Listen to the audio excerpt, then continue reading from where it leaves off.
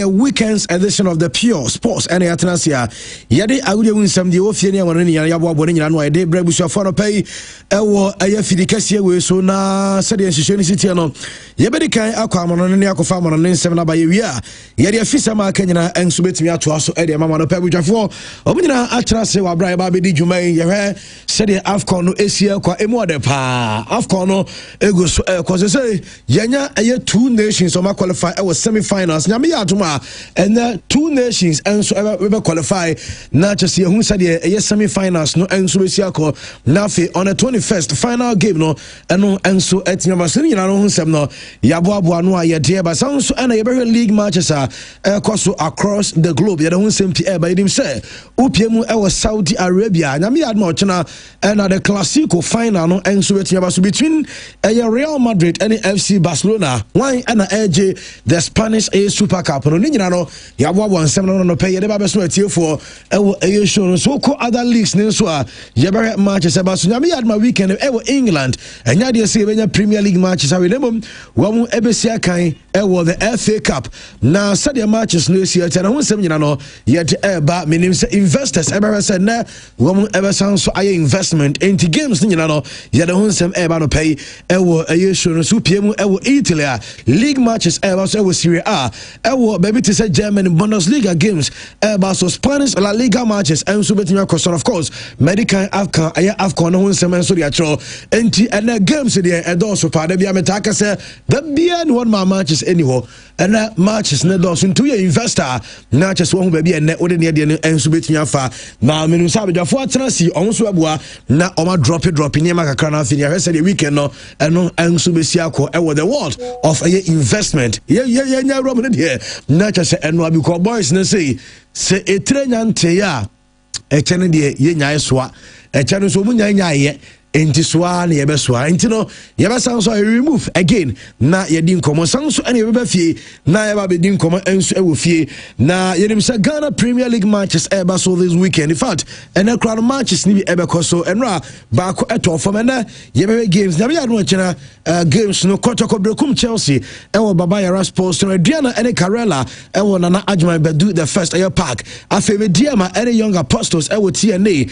Bechem United Bibiani Gold Stars ewo for Suji Abo Park, Dreams FC Heart of Lions, and Swebo, Ewo Tuba, Astro Tefneso, and a face Swedro All Blacks, and in Nations FC, and Swedro Stadium, Summertex 1996, and a vision match and Ewan Setre, a sports arena. Ninano, Yadawon Sam about pay, Ewa a show no swa, and Yasim go 20 and some day, and also Yanon Quo, Yabefian and Swa, Yabedin community, because games are Macanes Airbastono, coaches, Akasa, Samuel Wadu, a coach.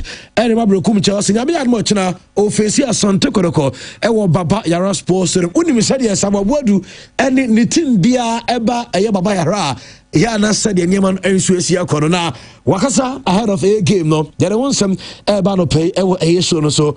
Coach Karim Zito, a head coach, Edema Kumase Asante Kotoko. Ahead of the game, also an in somewhere, one also area to get in Yamako, Naya Kwakuchi, Darling Pobaboye, Ewo, a come news, no, Ewo Kotoko, Brekum Chelsea, Heart of Folk, sign a name ACT, say, Abza has hono, Abza issue in Yakwakoye, goalkeepers no.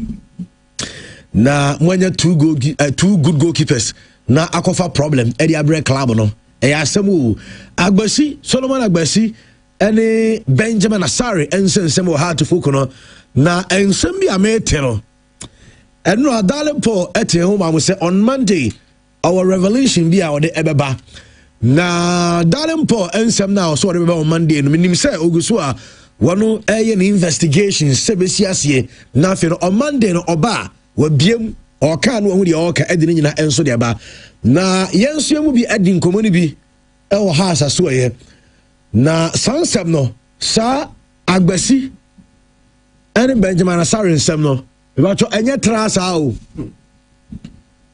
so you have to folk supporter Agbasi ene Benjamin Asare ensem na yekoso hands no enye trasa ensem wo akire pa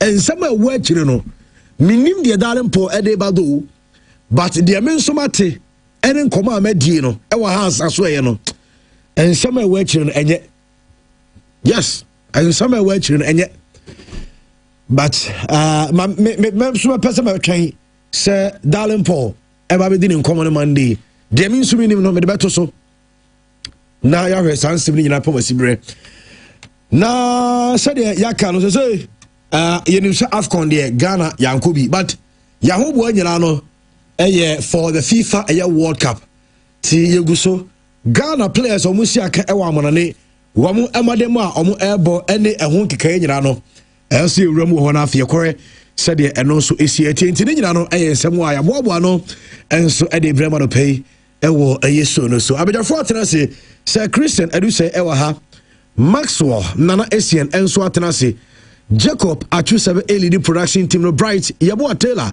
Bright Owusu Darling Paul omunyina eboaye sanso ana Trent Joan eno wono enso etin fidie chi a wo hwe ni mu say be ko ayententan fidie ne so ntia no pai ewo Facebook obetumi a join na wa hwe ewo Pure FM TV sanso so ana o join on YouTube Pure FM TV live ehon so benya hwe o television so no obenya ewo ASTV na jumadi no onso monitor sere nema enso esi ko na no penti ye no ena ebo adwuma be stress say ya na wa ma mensa aka comments no ewo comment section ewo Facebook na mensa aka also there because ye wa ena ebo adwuma na nsem na de edo so pa ye ba be san ni nyira mu enso from the AFCON Edeba League matches and afi ewo the Ghana Premier League ene hu nsem nyina no ye bedi enkomo ni nyina no pay ewo eyeshuro so mamba bejafo akwa ba na afi no yenkaja enso emfa engum.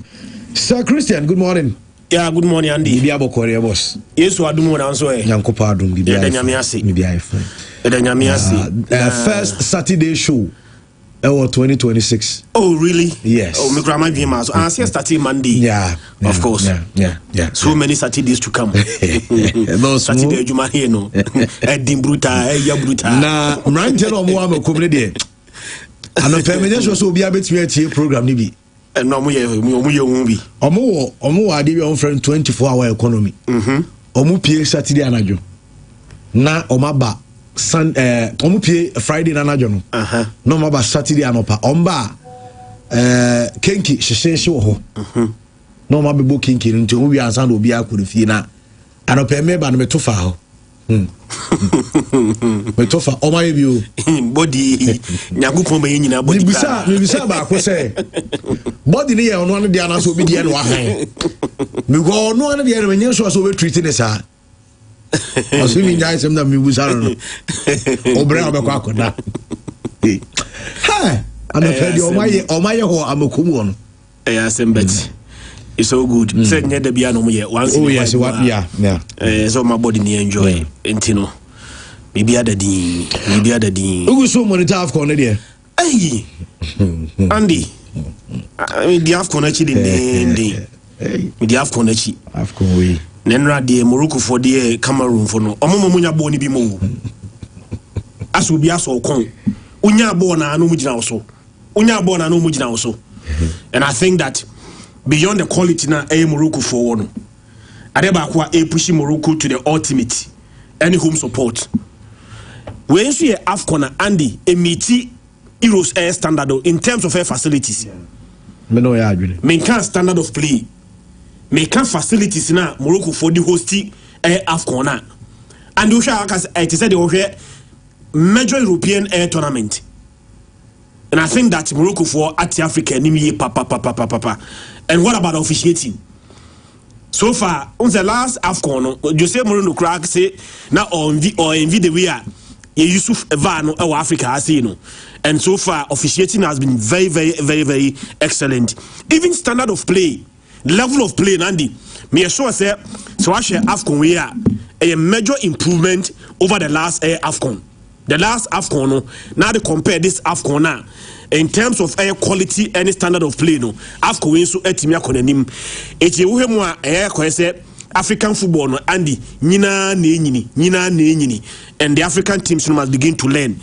The yeme yane say Oshe Morocco. I think said omo the first country the 8 stadiums host the AFCON.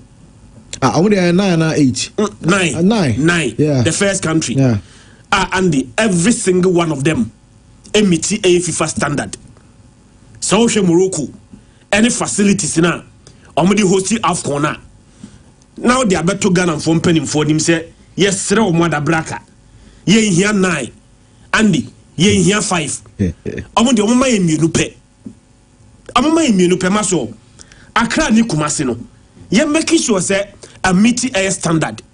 The promise of building a new stadium our regions are any stadium no I think at this moment enye de Ghana here no the Ghana here ni say the what dada no how do we make major improvement near making sure say ebe meet international standard stadiums now Morocco for the host AFCON no Andy the least among them are better than every single stadium in this country the enye kra no almost say the least among 9 stadiums now the hosting AFCON no so what the Ghana has here and they be the best stadium in this country and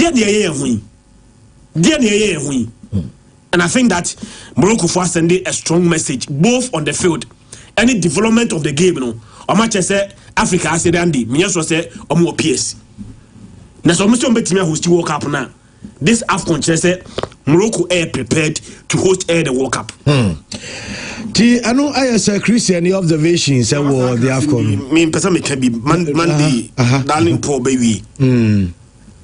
Baby as you own. We a leader. Don't try to impress everybody. When you are a leader, now you are doing so be impressing everybody. You end up failing. Agbasi any Benjamin Asare there no. A institution that want to please two teams, two parties. Has folk players in 9, and they deserve a call up into the Black Stars. Call them. Sekotoko and deserve a player. See I'm friendly to the Black Stars.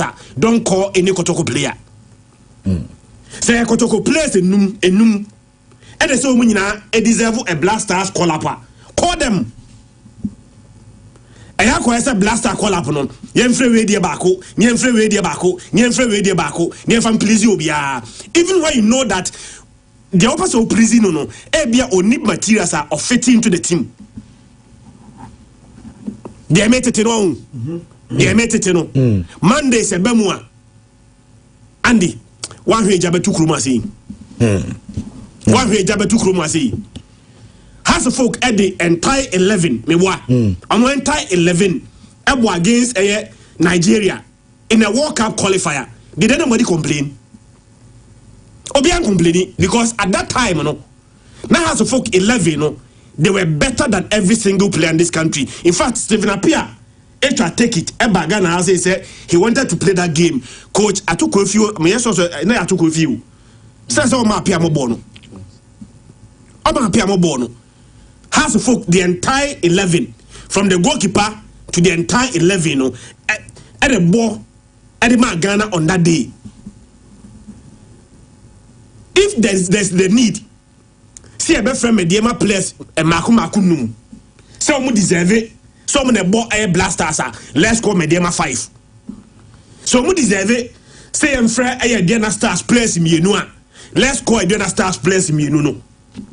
The issues of say, I say I want to please everybody. Yes, you cry baby as one please you biao. What do you mean please you biao? And I think that Andy, South and Monday. You are trying to please everybody. It is not possible. You can't please everybody. Well, I am tempted to say something, but yes, yes, may train. Yeah, man, you may come. Yeah, may train, because I just don't get it. Min tiasie, min nima how I miss tiasie. Naresen, Rastaman, Andy, Bibi Aboko, Yami Adumo. Oba wa presso fun ya press. Kylian Mbappe photo be nice so we man. Yes, I download it. Send me phone no away no some party. Crowd with me abe shame still a space be also. What I say. Obazo me do shame man. Na Bibi Aboko there was. Yami Adum na has asem no. On say asem bia ba crazy see issue be frame. On say it is good to create competition. Emma Obia set it up, but their competition is a unnecessary competition. And in Bachawati already Andy the me here be our day mammy, cram and a broso. Why do I should just make a point to just compete you for what? If there's some competition being so I am not healthy and necessary. Bachawati oh yeah, a be one time here. Okay, you share goalkeepers all over the world. You the big clubs in the world. Remember who is their second keeper? Lunin ne Courtois difference to say. Big. Barcelona, who is their first keeper? Chesney. Why? Chesney. Maybe. Oh, say Garcia. Say Chesney no. Garcia also second keeper. First. First keeper. Barcelona first keeper. Yeah, Garcia. Why ne be second? Chesney. And it's not person tested on where they. Omomaneko. I didn't hear. The level, tested and level not to one Garcia. It will bring unnecessary competition and it will hurt the team. Yeah. Because you've already saying. Garcia and who said Testegen is better than him. Testegen who said we are better than him. Testegen no say e pride. No who say omukro mo ndi obetumi aka mu nyina gu dem. Although team ni hu ne sa mebo.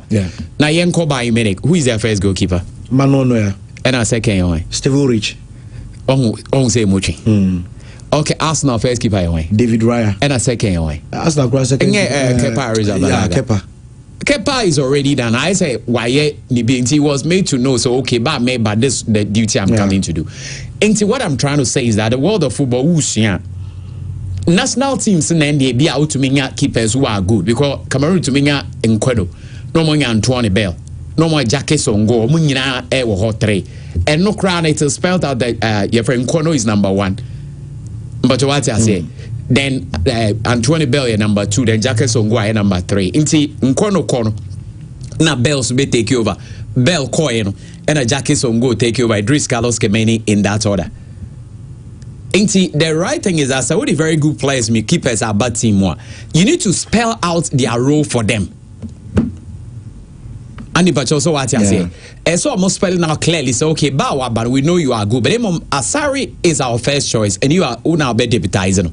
Inti Asari ni wa una obeda. Yes, spelling it clear. Now this when Asari a pry and a we be them. We be them is also doing well. Okay, technical team. When put the saying for being a say me shows that Alan Paul and someone the go for this is an easy issue for the technical team to sort the goalkeepers trainer the technical team.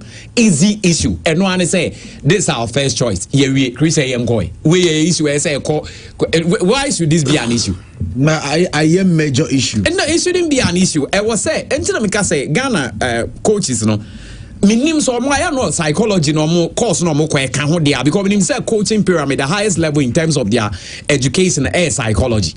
But Ghana hana adiketua bi e wo say sabi odenyansa ketua bi ana adwenketua bi kan na be issues minim what do we benefit?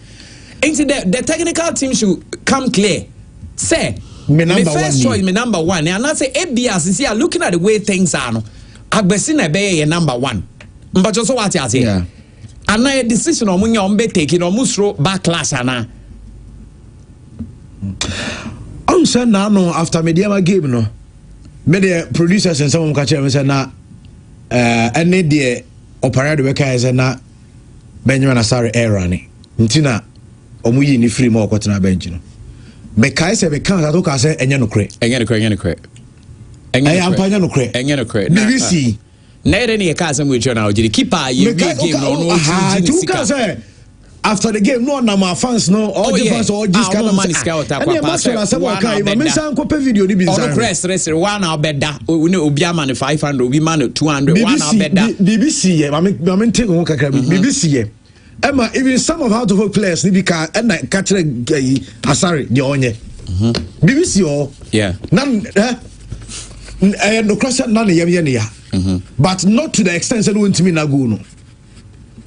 Not to the extent that Benjamin Asare ain't me now to go pushing. No bet me other. But Bibi the course. From what I'm hearing, allegedly because I say and some but I say sometimes on the Macase Eduma, on the assembly with me the Atuma. Now as a bit me say bibia we are not into that the ten say ball ankasa here but a mafia work so GD yeah football some say mafia work Nti I was say o say why na ma agwesi ba Hearts of Oak. Na bi agwesi kro ba Hearts of Oak nkomo ben na bi e course. And the way I want to be selfish penny dear. Me, I'm not surprised about this. But the only thing here is that the first thing is Andy, the technical bench should come clear. So we need interest behind this case.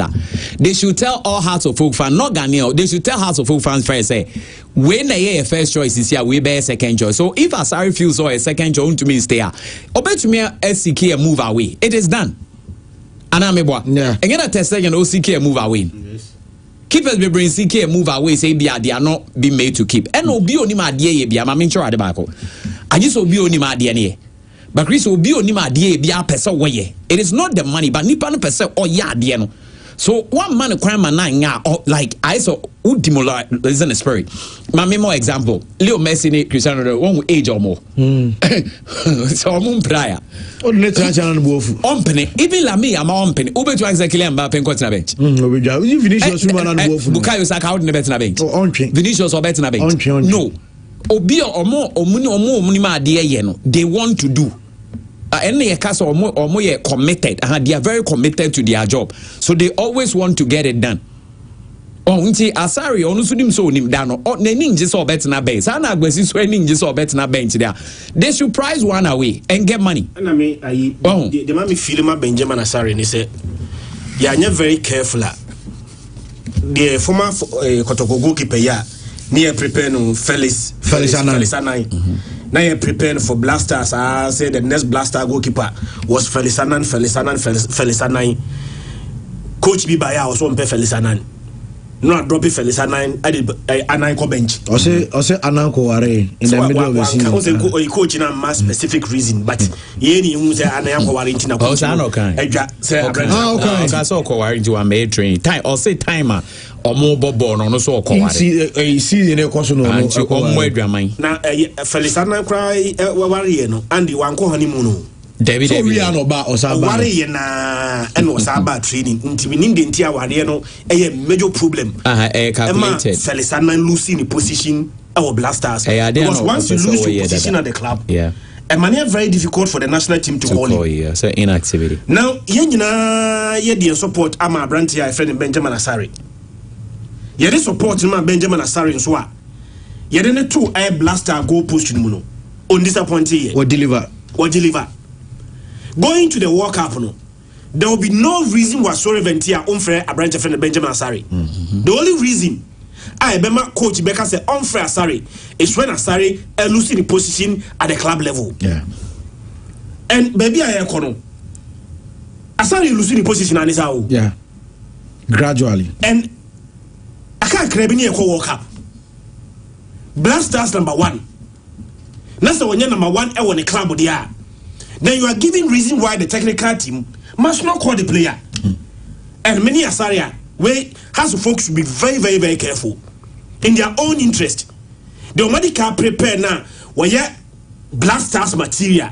Benjamin Asari. Benjamin Asari the opportunity to go to the World Cup. Andy, say has Benjeska. Has Jessica. Say Asari a co-World Cup no Korea. Asari values was increasing. Imagine say Asari a co-World Cup. No Blasters number 1.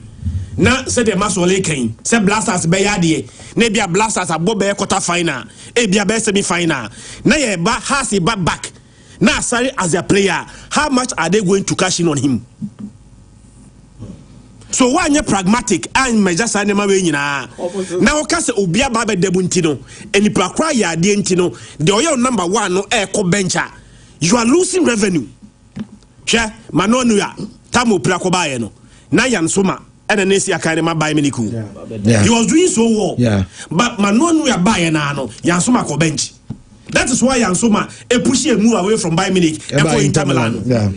Say Yansoma etaso ti Inter Milan at Bayern Munich and got a second choice goalkeeper. But when you goalkeeping Inter Milan solid. So the whole name Yansoma Kohe Barcelona any Inter Milan last year semi final no Yansoma performance. Or them ko you. You know Champions League semi final so. Has final is their loss. It's their loss. Na maybe so we dey me na metete Maxwell. Ona oye how to folk supporter. Yeah. Agbasi the contract with how to folk how many years? I'm not privy to that information though. May get privy to the information. Should it be a hidden something? Yeah, of course. Maybe I may put a research into it. Maybe our public space into what can before the end of the show I'll work it out and see because I say so signing contract and sign out Monday because I know say the contract because I know say yes or registration or you register with the contract. I say register as a contract details in the county at the registration. But Chris then I can has for be so say say Agbesu so that na or co-work up or many the same ska. But I want to hear two in a crab to me about on the Jerica friend that I need on the share no true. Why I'm very careful. I want to have two in I am from. I know more friend or more friend from more powers or more friend will be Agbesi. O de ye cobra. Nyami adma mandi e be din komo but me kwaba me ba sansem we yenwie nti minim sama so behwe sa contract no nsem abra be kwa mo na your checks na me o say one would there because one pound said anka say me say that then one would there na o ye hu ne o de nyami and Ghana so when you to no for mu tu ni na go work up in Christian ni ntwa so e no na make us in no adua ma so say we di one team players for eno mu deserve for mu nyina akọ. Don't try to please everybody. But these people want to please everybody. But we are keepers or no mutu no kwa we okay. Sorry, there's so the Bama back where you probably say 6 months to the World Cup, now all lose position. Yeah. Obey rusty. Goalkeeping, so you are when you are not keeping the goal poster. It doesn't matter how good you are, you become rusty. It's Benjamin Asari, no problem, very good goalkeeper. But so losing the position as number 1. Now you call World Cup now. A very difficult for any coach to call him. Yeah, to even when you are not keeping the post at the club side. I need to know. A Kawina Senka Agbasi. Yeah. Number 1 wo baby. And Asari number 1 wo baby. Can make a community in Uncle World Cup. But you can't go to the World Cup when you are not playing at the clubs at the club level. Mami Kwamon and Nami Faman on Instagram, Emra High Pure 95.7 FM Johnny. Our Facebook Pure FM TV, Samsung on YouTube now.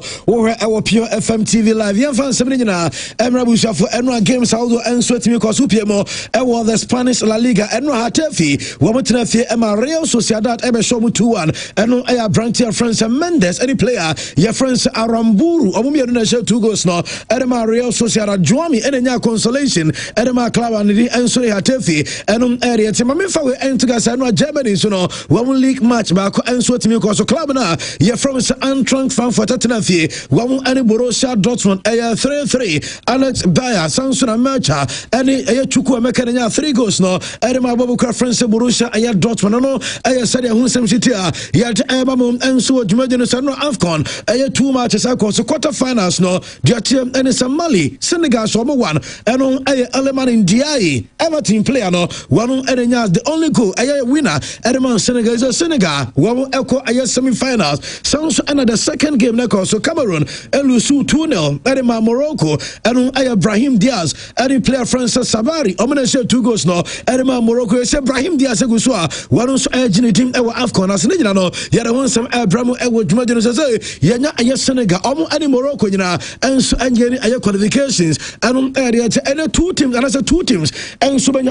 qualifications that here and it's about 4 p.m. Algeria and Nigeria about Samsung at 7 Egypt one and la Cote d'Ivoire game no and so between akoso and area here Mami Frank to us Oko Spain and now Real Oviedo and Betis match na so Villarreal everybody at Deportivo Alaves Girona and Osasuna Valencia everybody at Elche and La Liga and Mami Frank to us Italy and Como and Bologna Udine Calcio everybody Pisa Roma and Sassuolo Atalanta everybody at Torino and I Manchester so yeah the one some ever Jumadino so and England no league matches and FA Cup games and so Mami Fawe and to get Everton and Sunderland Samson and Wolves everybody at Strawberry yo Bali and more Mami Fawe to get Doncaster Rovers and Southampton Fulham everybody at Middlesbrough Ipswich Town and Blackpool, Manchester City, Elbo Exeter, Newcastle, Elbo Bournemouth, Sounds and Sheffield Wednesday, Omone Brentford, Stoke City, Elbo Coventry, Bristol City, and Watford, Cambridge United, Woman and Birmingham, Grimsby Town, Woman Elbo Western Super Murray, and after Tottenham Hotspur, and Aston Villa, Charlton Athletic, Elbo Chelsea, and a Chelsea new coach now, your friend Liam Rosinia, Elbo the first game as head coach, and so the Chelsea club, and you monitor, now they want some and sort media about Mammy Fawe and to Watchana, and Spain, Rayo Vallecano, and Mallorca, Levante, Elbo Espanyol, Elbo Italy, Lecce, and Parma, Fiorentina, Elbo de Milan, and Hellas Verona, and Lazio, Inter Milan against Napoli, a big one, 7-4-5, and a Sama Chenebacoso, Elbo Germany, Borussia Mönchengladbach, Elbo Augsburg, Bayern and in Wolfsburg game, no, and also by FA Cup, no, and Portsmouth, and Arsenal game, no, and Rio China, Samsung, West Ham, and QPR, Manchester United, Elbo Brighton, and yet on some Elmo Elwood Medina, so Nami Admochina, Elbo and Numero 7, Mammy Fantu, I said Spain, one a Super Cup final, no, a Clasico, Barcelona, Real Madrid, and Ayotana, Mekay, Mawunsa Maxwell, and seriously, Barcelona, Real Madrid, at 7 p.m. and a side game, and so and on now, Trent, Mammy, AFCON, said ye semi-finals, no, say parents, no, and so as Yelcono, Didia, and Sonia Kama, said a medical area together, and Senegal for a qualify, Sounds and Morocco, woman and so qualify, Namia Tuma, and Senegal, a winner from Egypt. And La Côte d'Ivoire, one a game no, and Egypt, La Côte d'Ivoire winner, and a Beshia, a Senegal, Namia Duma, I was semi a finals, some sort of Morocco, Ebertrain, Algeria, and Nigeria, I'm a winner. Enti enya asem ketwa ayedea yeba sounds enya aye big matches enso atuma yebetime enya Senegal and Egypt yebetime enya Senegal and La Côte d'Ivoire yebetime enya Morocco and Algeria and Morocco and Nigeria enom enya asem ketwa na otese no say Christian cause niema Morocco for enso akere ewo aye this aye AFCON no enko no the standard no wam at the cultural trend bo mame aye physically aye challenge supporters enra omunso apiemu enso ewo Morocco ekowe game enso atimi course ewo Rabat na enya sinkuta Morocco for no wom aye heavy we aye the first time wo ba aye Africa omo sabi obadi dem de nani afra sabi de na sosia onti asem na Morocco for no enso aye bibi edema sanko for nyina be to image that so no enom aye the course the first time eney wo bia aye physically challenge obi asabi na so onti asem obi asabi nani won wa de ewo stadium wono enso enya proper feel of study live aye matches and stadium is here and aye Morocco for the technology we see where aye technological aye solutions and over the ba enra and matches away e bin see that our Africa some nyabo aye AFCON and also CAF Champions League and CAF Confederations na sabi obia wano na Swansea anansa de ononso na near fra ewa stadium na game no ofili sade ononso ebese onyane no wano enjoy game no sade asi ate no eno no Morocco for the editorial image we are eno aye de course so yamo Morocco for aba so wamo average standard no enso de course no wamo ama Africa omot Africa nim eno aye de enya no kwade ba ko a yesa emo Morocco for aba so enra mame aye Morocco supporters de omo ye enso de ma Michael aye Nkuka eno aye DR Congo omo fan na wo ba aye stadium no apagya ne nsa enso de course one post na waye ne sa no enra na just efe mame fan to say the Morocco supporters say ye ene say on se me di ka just omo panyin offer sanka omra aye AFCON matches aka no omra na omo man $2,000 per aye game na omo ye sa iconic aye post no opanyin decide so be ko the final no edward decide so be ba enra the Morocco for omo ye ni wamo print aye the pictures and so the ko aye so video na that was screen so aye branch no aye Nkuka and just so print aye the pictures and so ya ko aye stadium and the kiteke jobo o se omo saba ko no cross ro said opanyin si post so si post no wamo aye bi and so the man kama and aye Morocco for the wamo so wamo and so asho opanyin ni monyam na ora your friend said Michael aye Nkuka Trent mami our himfa wakwa kodru enso ewo ne krom me catch us no whatever two just also akọ no question head of state enso ewo aye Kinshasa ewo aye DRC na opanyini ni say oye superstar oye global icon odini na onene yere unia na aboni shoot kama so we na ewo ne krom say oye noble man pa gentleman onye wano ene ne yere ono ankasa the post image we e de babonte ono ne wife ena chese mra wo mo so ekwa akohia eye head of state no ena wo so mo enti ha aya Kinshasa ewo DR Congo ena opanyo no after eye afcon no ena wa dress kama wo bo eye ni suit kama wo bo ne tie ena ono enso abo ne shoe kama wo ekwa akohia mampanyi nti no eye reference Nkuka ena ye di ne won komo makatro se nyame aduma eye afcon final wo be appear enso final game na say na just wo ba beto aso eno de ti eno game no enso cross mama Benjamin Mokanjo na man so okay Benjamin Mokanjo or former Cameroon obo player obeka say 2017 one eboy Emma Cameroon eje afcon opadini ni enra no stadium ho what the support enso the command Cameroon players no na before game no players na be warm up no oba pitch no so wo man ne kon Emma ne ba pitch no so ebesia Cameroon obo players no into Benjamin Mokanjo and we on na about the shooter one Cameroon obo players no before game one captain Aranche France Tolu and I wash obo didn't come and what the support nobody say ma enso betia ko enamom ankosa nyanka every Cameroonian and so as a resource ni besia kwade amabo no wo enya ne sa even after so Benjamin Mokanjo and the supporter de bro no still ade no enso antmi amfa na de wo man amfa no Mame Brahim Diaz so Brahim Diaz our afcon ya sidie wogu so agine de Real Madrid for no more Brahim Diaz onye sesi ameno ka se eno no na ball first goal Edema Morocco Jatia Edis Obaba the first Moroccan player ever 5 consecutive AFCON matches Ninyina Oshago Ashasia Edi 3 Comoros Onya go Obeshia Mali Osansu nya go Obeshia Zambia Oshego against Tanzania Oshego Enra against Cameroon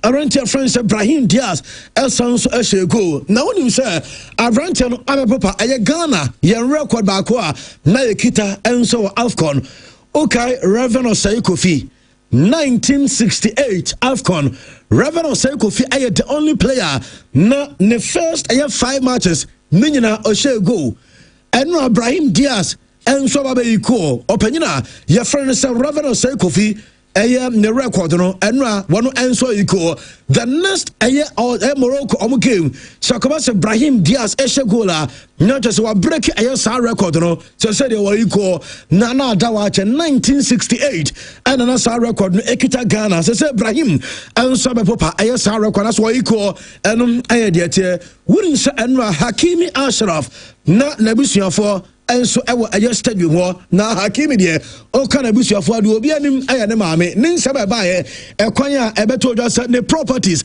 ne nyina registered ewo ne maame de mo na maame mfa we ento just abranche no enie anansa ne family no enie time a ebeto just abranche France Brahim enya the first goal no ne family and ewo box no more na celebrations of course na nyasem to a where African best player Hakimi Ashraf so the family no ewo Morocco no one decision say games ni na on be support Abrante in fact one started alma match because we pra one recover the last 2 matches ni na Brahim Diaz started matches no Abrante no and we na busuafo a ya the one some mamo enso jumede so na Cameroon for no enso complaining one complaining bitterly sir enra referee friends Ayadani wanyade na referee anyade no Daniel Lai Ghana ni no so VR room no ono so anyade ni nyina Brian Mbeumo bowe na penalty anasa na penalty mama Brian Mbeumo tackle na corner so Morocco for penalty box more than naive agad so Cameroon for say enra bowe na penalty no so referee no penalty enso the ball because incident way na contact enso so ball no omutwa Aranche friends Mbeumo enti na so nka referee penalty Mbeumo na nka after the game anyway to just time game course no ote when we say Cameroon and as Morocco player no ebon the nine o just say abon the nine match no more was it even after game no very footage and we say boy a clear penalty, but still referee yes a penalty no and far more.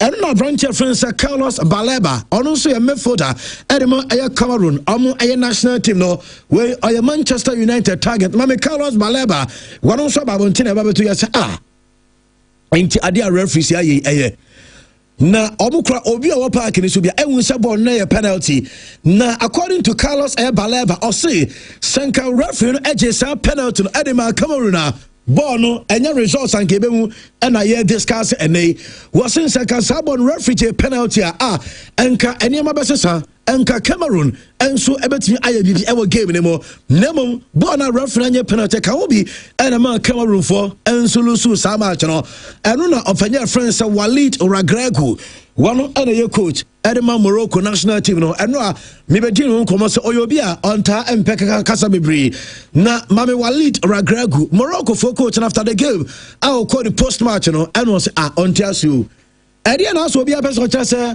Morocco for end deserve o win no o say sanete se sabi opese oku eye kraman a o kraman na opese oku na o de akwa kwhye se kraman no eyare eye rabies o rabies na o de akwa kraman no na o say Cameroon o man shago ama referee and deny o eye Morocco eshe 2 clean eye goals and today no ma 2 clean goals na still after eye game no enko for say referees and eboa eye Morocco so that be referee amo eye Morocco eye omo determination and omo de winning side game no obi am favor omo referees am favor omo eye Morocco for and on just here denti asa ye game no bia epeso chese referee and SCC eye chese Cameroon eye ma Morocco anya no crosser eno eye according to eye coach your friend is Walid Regragui and Edison Komano Yanko the street of Aya Rabat and Ranajo Aya Morocco Ewa Rabat na Enyasim go to Enra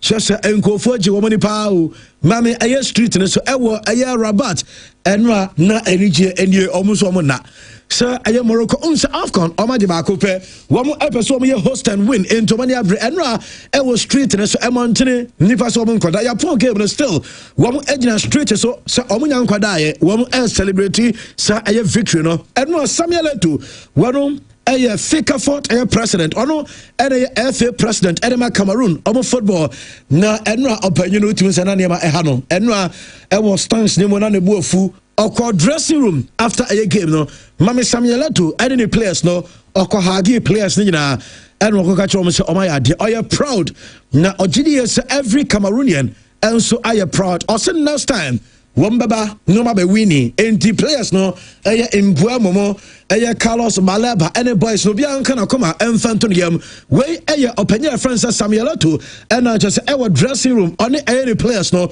and wash omo cry o hwe omo a utum se backroom staff ni ginachire empenifo no ginachire obi aboto enum area che Samuel Eto'o aka chom se the next time wonum se omo betia ba ya de on baba winning enum area che na mame abrantia Francis Ngannou answer oye UFC aye fighter na boxing the zikadie wenya bi pa na danfo any Cristiano Ronaldo na Francis Ngannou any who say before Afcon okotwa bet Sir Cameroon ebeje aye Afcon no na maxo unim sika Francis Ngannou edi kotwa bet no okotwa 320,000 euros and what the coach bet aqua wepa 320,000 euros and what the coach bet sir aye Cameroon ebe winning Afcon no enra sika ni nyina ahye dreams ni nyina ahye agu plans ni nyina atonso ni nyina agye agu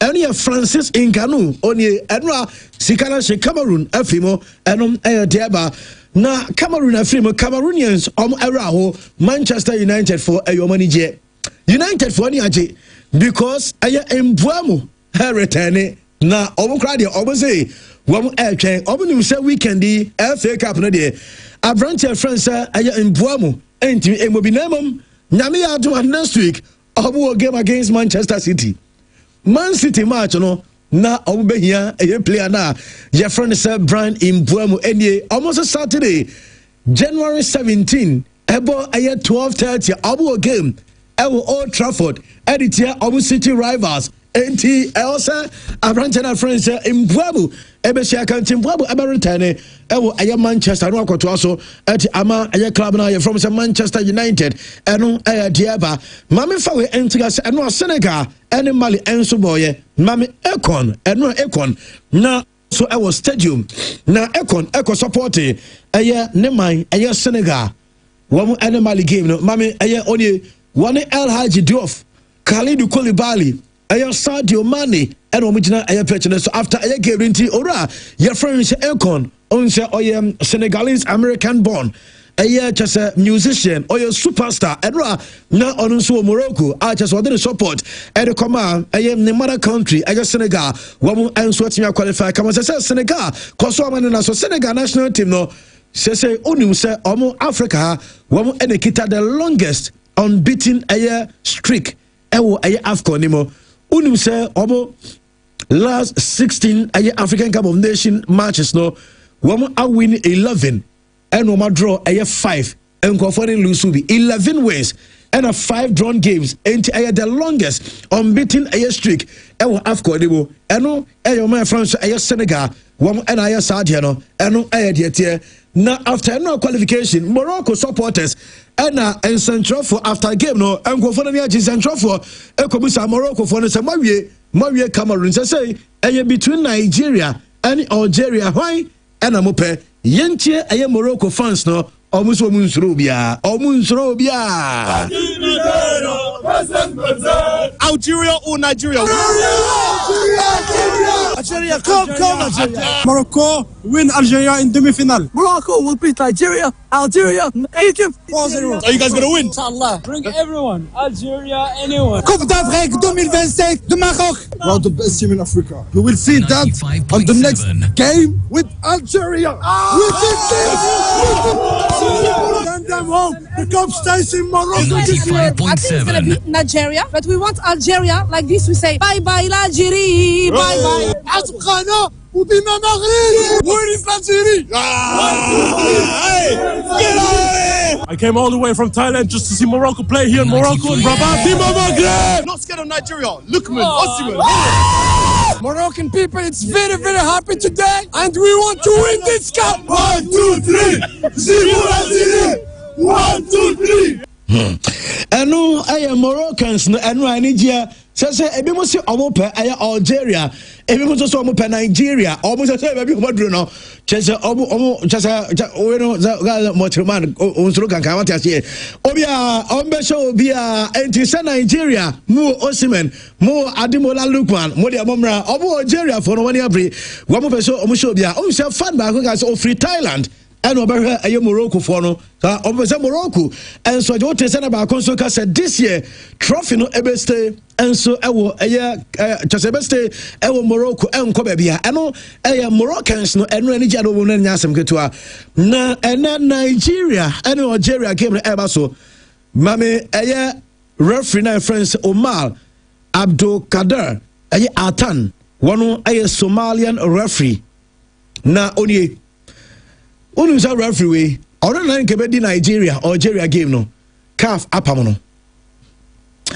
na ne bonia odi ya CAF de pam no ne se omo se okohye mpaboa bi a na brand no enye chese CAF fo enye aware eni kwa so de sampaboa no ebedi se o referee na ya fro AFCON na o dressing ehia je wo be hye ewo matches no ehia pa eno no CAF wo sponsors brand na kwasha no wo enye sponsors of a CAF enu nti eno mo pam no na wodim wo mo twe CAF for adwini sei so yes Nigeria Football Federation no ena alert CAF say na mo referee na yenim se bomra no mo ma referee se kwan emo mo nhye bi mo pe brands a enye chese omo sponsor aye CAF mo ma kwan ento mo ena twe CAF for adwini sei Nigeria for Amia Pamo referee Omar Abdul Kader Atan Somalian referee no say Omar and so the free AFCON mo okoni krom eno Nigeria for no adwuma mo so aye mame abranche friends Moses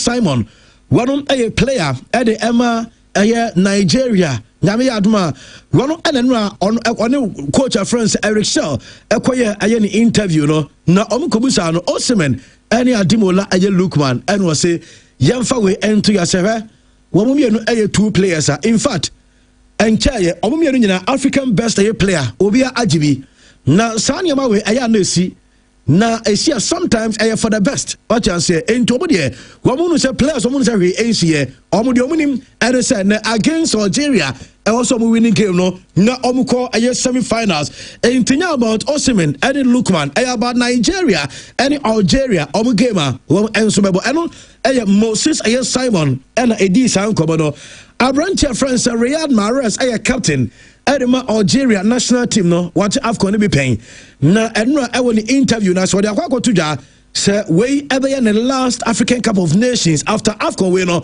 wɔn mo AFCON bio ɛmfama ɛyɛ Algeria man wɔwie wei ɛyɛ the last ɔpɛ sɛ the last no ɔgye sɛdeɛ ɛna no ɔgye yɛ no ɔpɛ sɛ ɔsan so gye bio ɛdema ɛyɛ Algeria ɛnti wei n'ani abere paa reporter mi nsa ka maame ɛyɛ ne wife no Taylor reporter menya ɔnsa ne yere no ɛyɛ British. What I say, reporter in Saka say, yeah, because Mamino about Drew and so a Morocco. You saw I am Marrakesh. Yami Adma and the wife in any Emirado Oman City on the class picture. We yes, Ababa and Algeria, Nigeria, Abakwa has so much in me. Na Thierry Admares and I want a pre-match conference. Now, since for Ekobusan say, Money Nigeria and go for almost a ghost. And so the chair will be a tournament to Marshall Riyad Mahrez is so through. Also through Nigeria because Nkofoni goes on Yentie Mahrez ewanra ne pre-match conference no about Nigeria Mahrez also through. I'm afraid.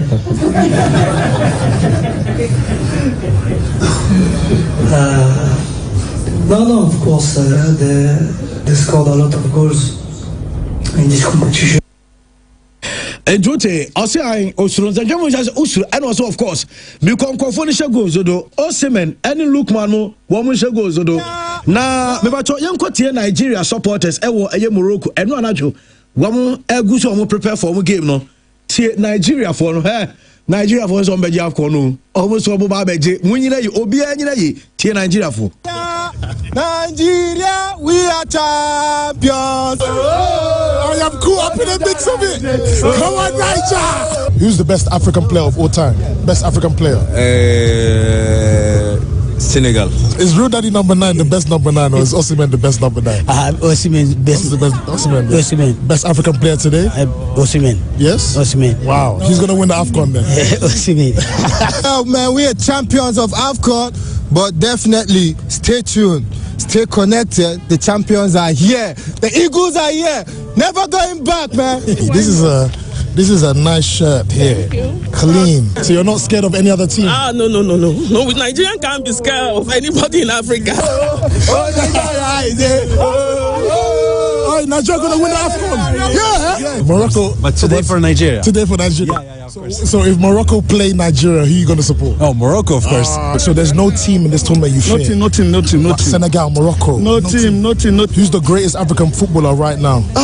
You can't take it away from our young man. Osimhen is number 1. Osimhen all the way. You have to tell me where you get one of these hats from. Oh, I just got it from a guy, but no way. What's Nigeria for no?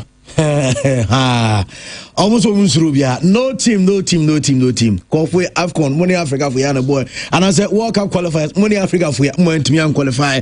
But I will AFCON, I say almost no team, Nigeria. And I almost come and I could yeah, there was some Ebamo, I was Madino, so my Mammy, a FIFA World Cup air tickets. No, say concerns. I shall say Ebanan and better you say one Ghanaian man and just say bronya you can oba Ghana ebedi bronya or call back to America onam and will be Asian ekwan so nipa no onye na hwe oto so I want to say kan ekono sesi amino ka say reporter men saka yes say World Cup air ticket application bi and nipa do na and apply menya report say yes asat and anu asa incident ni see no nipa 1000 a cancel or mu take it. What I say, I'm take it application. You see the part 1,000. One I cancel. Say I'm nanko a US view. Send ye any ma Asia ko ewo a US no. Oh wa obate se so bi afatuo wawura a supermarket 10 wakunipa. Sanso ana obi na mabonten onka obi a na obi aba be wona se kan. Ya se dodo na se da bi sansem na ekoso no. Wom enhada enye safe. Ewo a US enti nipa more than 1,000 I cancel take it.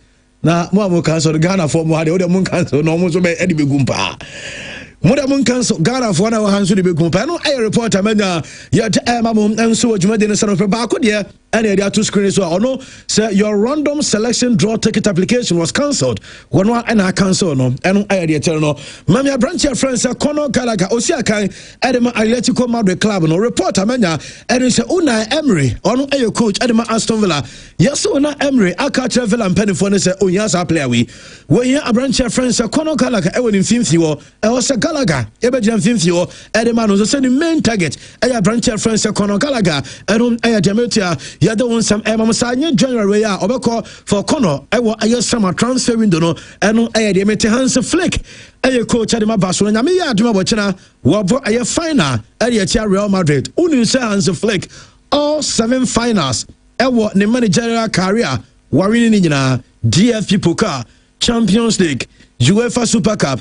DFL Air Super Cup, Club Air World Cup, Air Super Copa, Air Copa del Rey, Hans Flick, I winning in 7, we're winning in Yamia Mochana, or about the 8 air final, saying Ananima and Suisiako, Edema Air Hans Flick.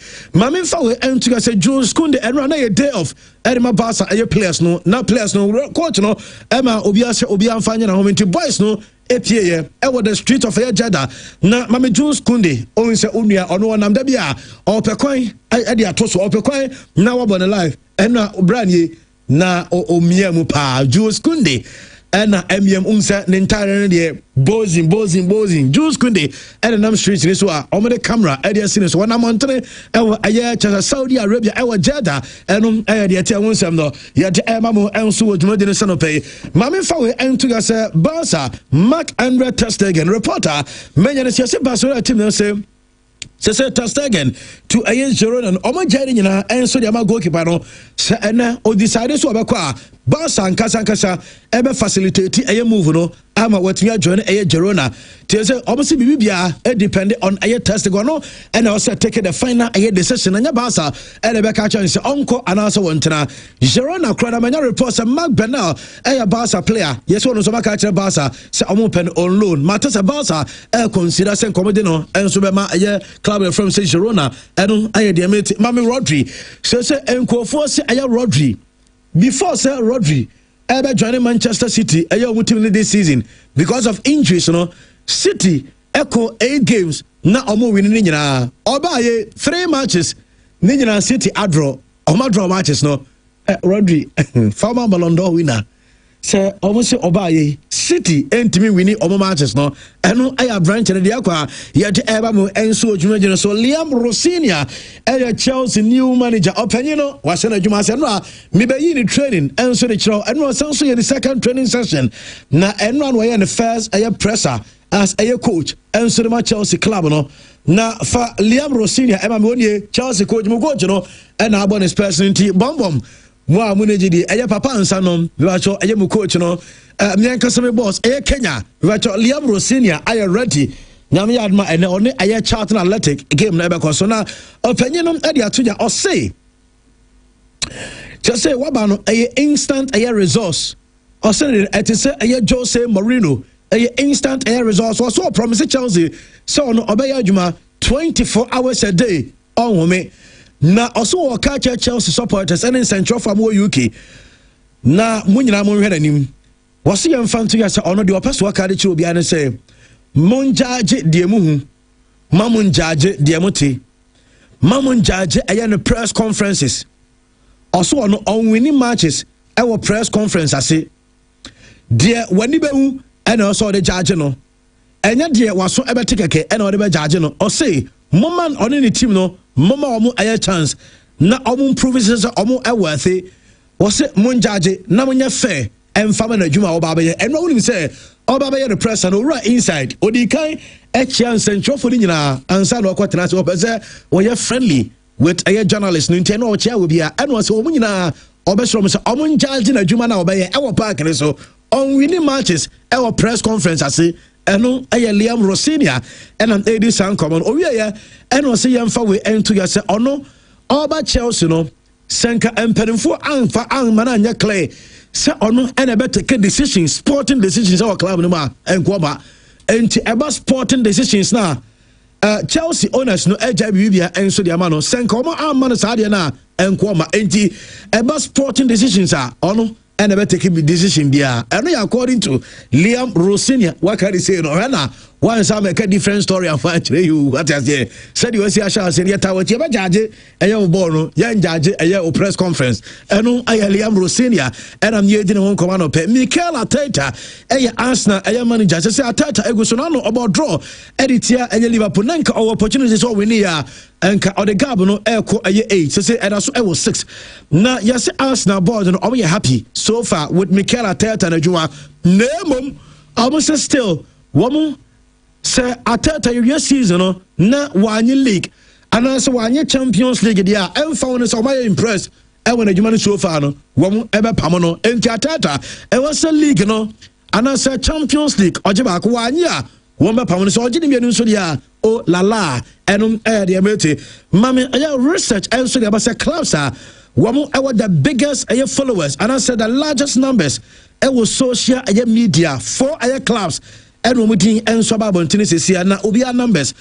social media one Real Madrid club no Madrid social media followers 474.7 million followers and more social media but Instagram X Twitter TikTok ni nyina ekabom 474.7 million. Barcelona number 2 428.3 million followers and about social media.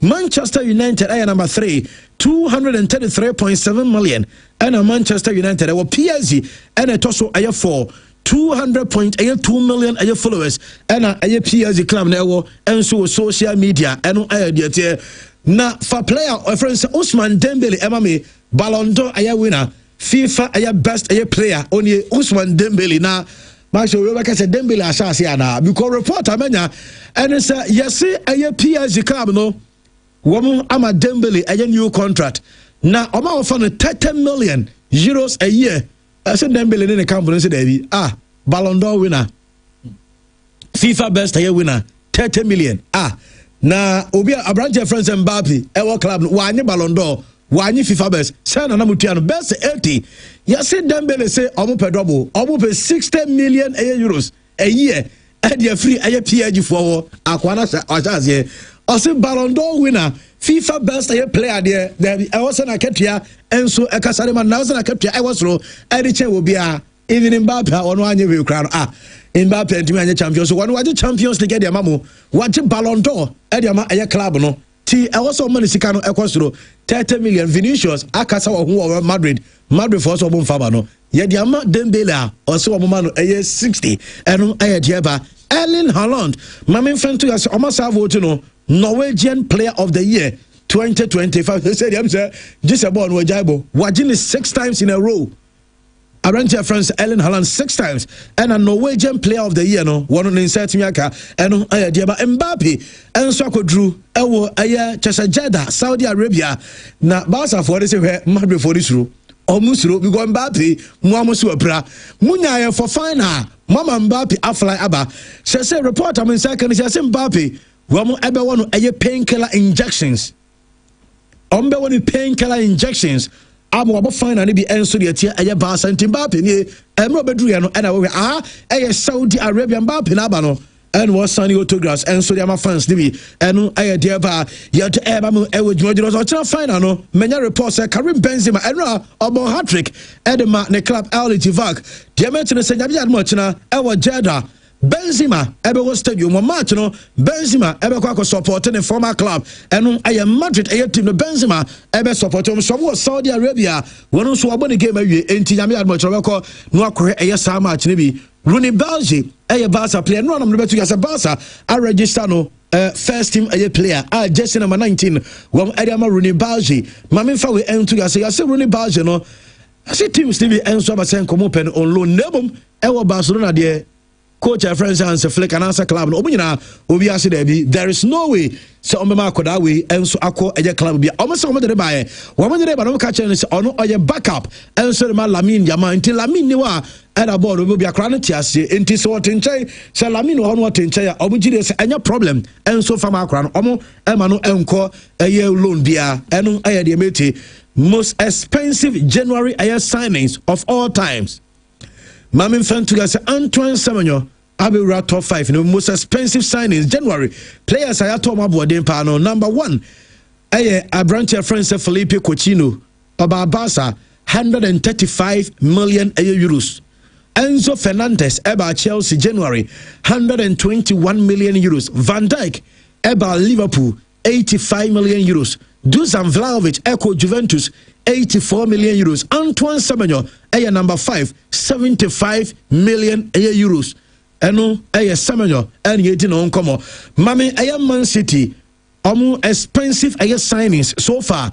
Mami City expensive signings no need come. Players at City at number 1 Jack Grealish, 100 million pounds. Number 2 Josko Vardiol, 76.5 million pounds. Kevin De Bruyne number 3, 65 million pounds. Antoine Semenyo number 4, 64 million pounds. And Omar Mamouche number 5, 60 million pounds. Semenyo players at City at Boadia, one and a toss of 4. Mami Fawen to say Mami just signings and spendings are coaches since Pep joining club from Manchester City. Coaches Nusika will be spending about signings na interest. Pep drew 2 billion a year mark after sir one more complete Antoine Semenyo deal. Pep will 2.03 billion euros and what they are to players. Number 2 Diego Simeone, 1.22 billion. Antonio Conte number 3, 1.19 billion. Number 4 Maximiliano Allegri, 1.17 billion. Number 5 Thomas Tuchel, 1.17 billion. Number 6 Unai Emery, 1.1 billion. Mikel Arteta also number 7, 1 billion. Eric Ten Hag, 1 billion. Eddie Howe 1 billion. Nuno Espirito Santo 986 million and Odiato players and the Mami Fawe into an imsa unsa Brazilian strikers Europe. European top 5 leagues no strikers almost Brazil almost 15 plus goals. Only 4 players and as strikers and almost 15 plus goals. Name twice. Rafinha, Vinicius Junior, and then Arantia friends Igor Thiago, when also the Abekao, Fako Power Mami, Nedin Kobo. Yes, Sakobas Enzo Maresca, Ebe coach at Maman said to City, Sapep Equa, coach of Madebano, Enzo Maresca, and Sir Enzo Maresca, joined Manchester City. Yes, the first priority signing, and it's City for Ebemanuko Palmer. Aquawe oversaw the Chelsea Funya Kisana. Okoyen also say City for the man the first signing Ebeye Cole Palmer ono eno de baba eno ayadiametia ye de won sam emamo esi form na bedwafo ababe to aso kama enso Bruno Fernandes and Al Hilal for nsem no sa na see Hilal for nsem on Manchester United 100 million pounds. Bruno nankasa 600,000 pounds a week. And normally Bruno says sika we on Gaza and say Bruno Ebeye interview we say no crop as sika Saudi for a proposal the was proper 600,000 pounds a week. And Omadi decided to come Bruno Fernandes was Saudi Arabia and Dominic Soboslai media reports one in Liverpool one Arichi agreement on a new contract and Soboslai ebe sign a new contract at the Ama club now ye from say Liverpool. Nanka I am Madrid. Yes, Madrid for any Bamunchim for you now. Nanko was a player no, and you had to sign new deal. And so at the Liverpool club no, and no, a reporter to ya, yet there was some Emamo, and so a age medicine say, yeah, Mammy fancy enough, remember your fortuna, for some no, and so Emrasa Christian, Mammy Shassi, and Fenflu. Medasi, na, me white way, Omrana, yeah, in Pennyforce, a damn cry about a buffy fee. Afcono, yeah, I'm yani Afcon no and nyadu bia ni beji Afcon no more than Africans, and it is about Afcon there. I think say we program the focus should be on the Afcon. Adeba kwa Ghana for Adwin free Afcon no say young qualify ntino as a man for fan say Afcon no cry no sheda relevant and I sheda nye de AFCON no emo de brutal emo de papa se wo follow a Nigeria for the eju omani wa Nigeria for na eju omani Morocco for na eju omani obi eju omani intino menfa ho ya a wan qualify ntin ka se AFCON mu nye de we are enjoying very very good games at the AFCON. Enra Michel Morocco and Cameroon game no na yedika aka se enwawa se Morocco aji AFCON ba ko pe Morocco ji AFCON 1976 ontibi ni AFCON ni bibiem but ye be se AFCON yase no amanfo dodo na eye omo favorite to win the AFCON na Morocco number 1 the entia odi Morocco ebe number 1 ne se emprempre kasa yi ball na ye bono eya ko se Morocco fa baby awo and so mo jana 23 Chan na ye bono ai bi white o ma ja to say Chan Morocco aje Chan na to aso mienu and Morocco na say hosti this competition na so bia ni mo a world record the most consecutive wins by any national team and the national team asem some national team be matches at twaso sa no in Spain between June 2008 to June 2009 and Spain winning 15 consecutive matches. Yeka say before say yeba AFCON no BYT na Morocco winning 16 consecutive matches in all competition. So world record of the most consecutive wins say ne kwa Morocco. And Morocco edira AFCON no no. Sa consecutive wins no e ba na wiye Abraham Mali ebo 1-1.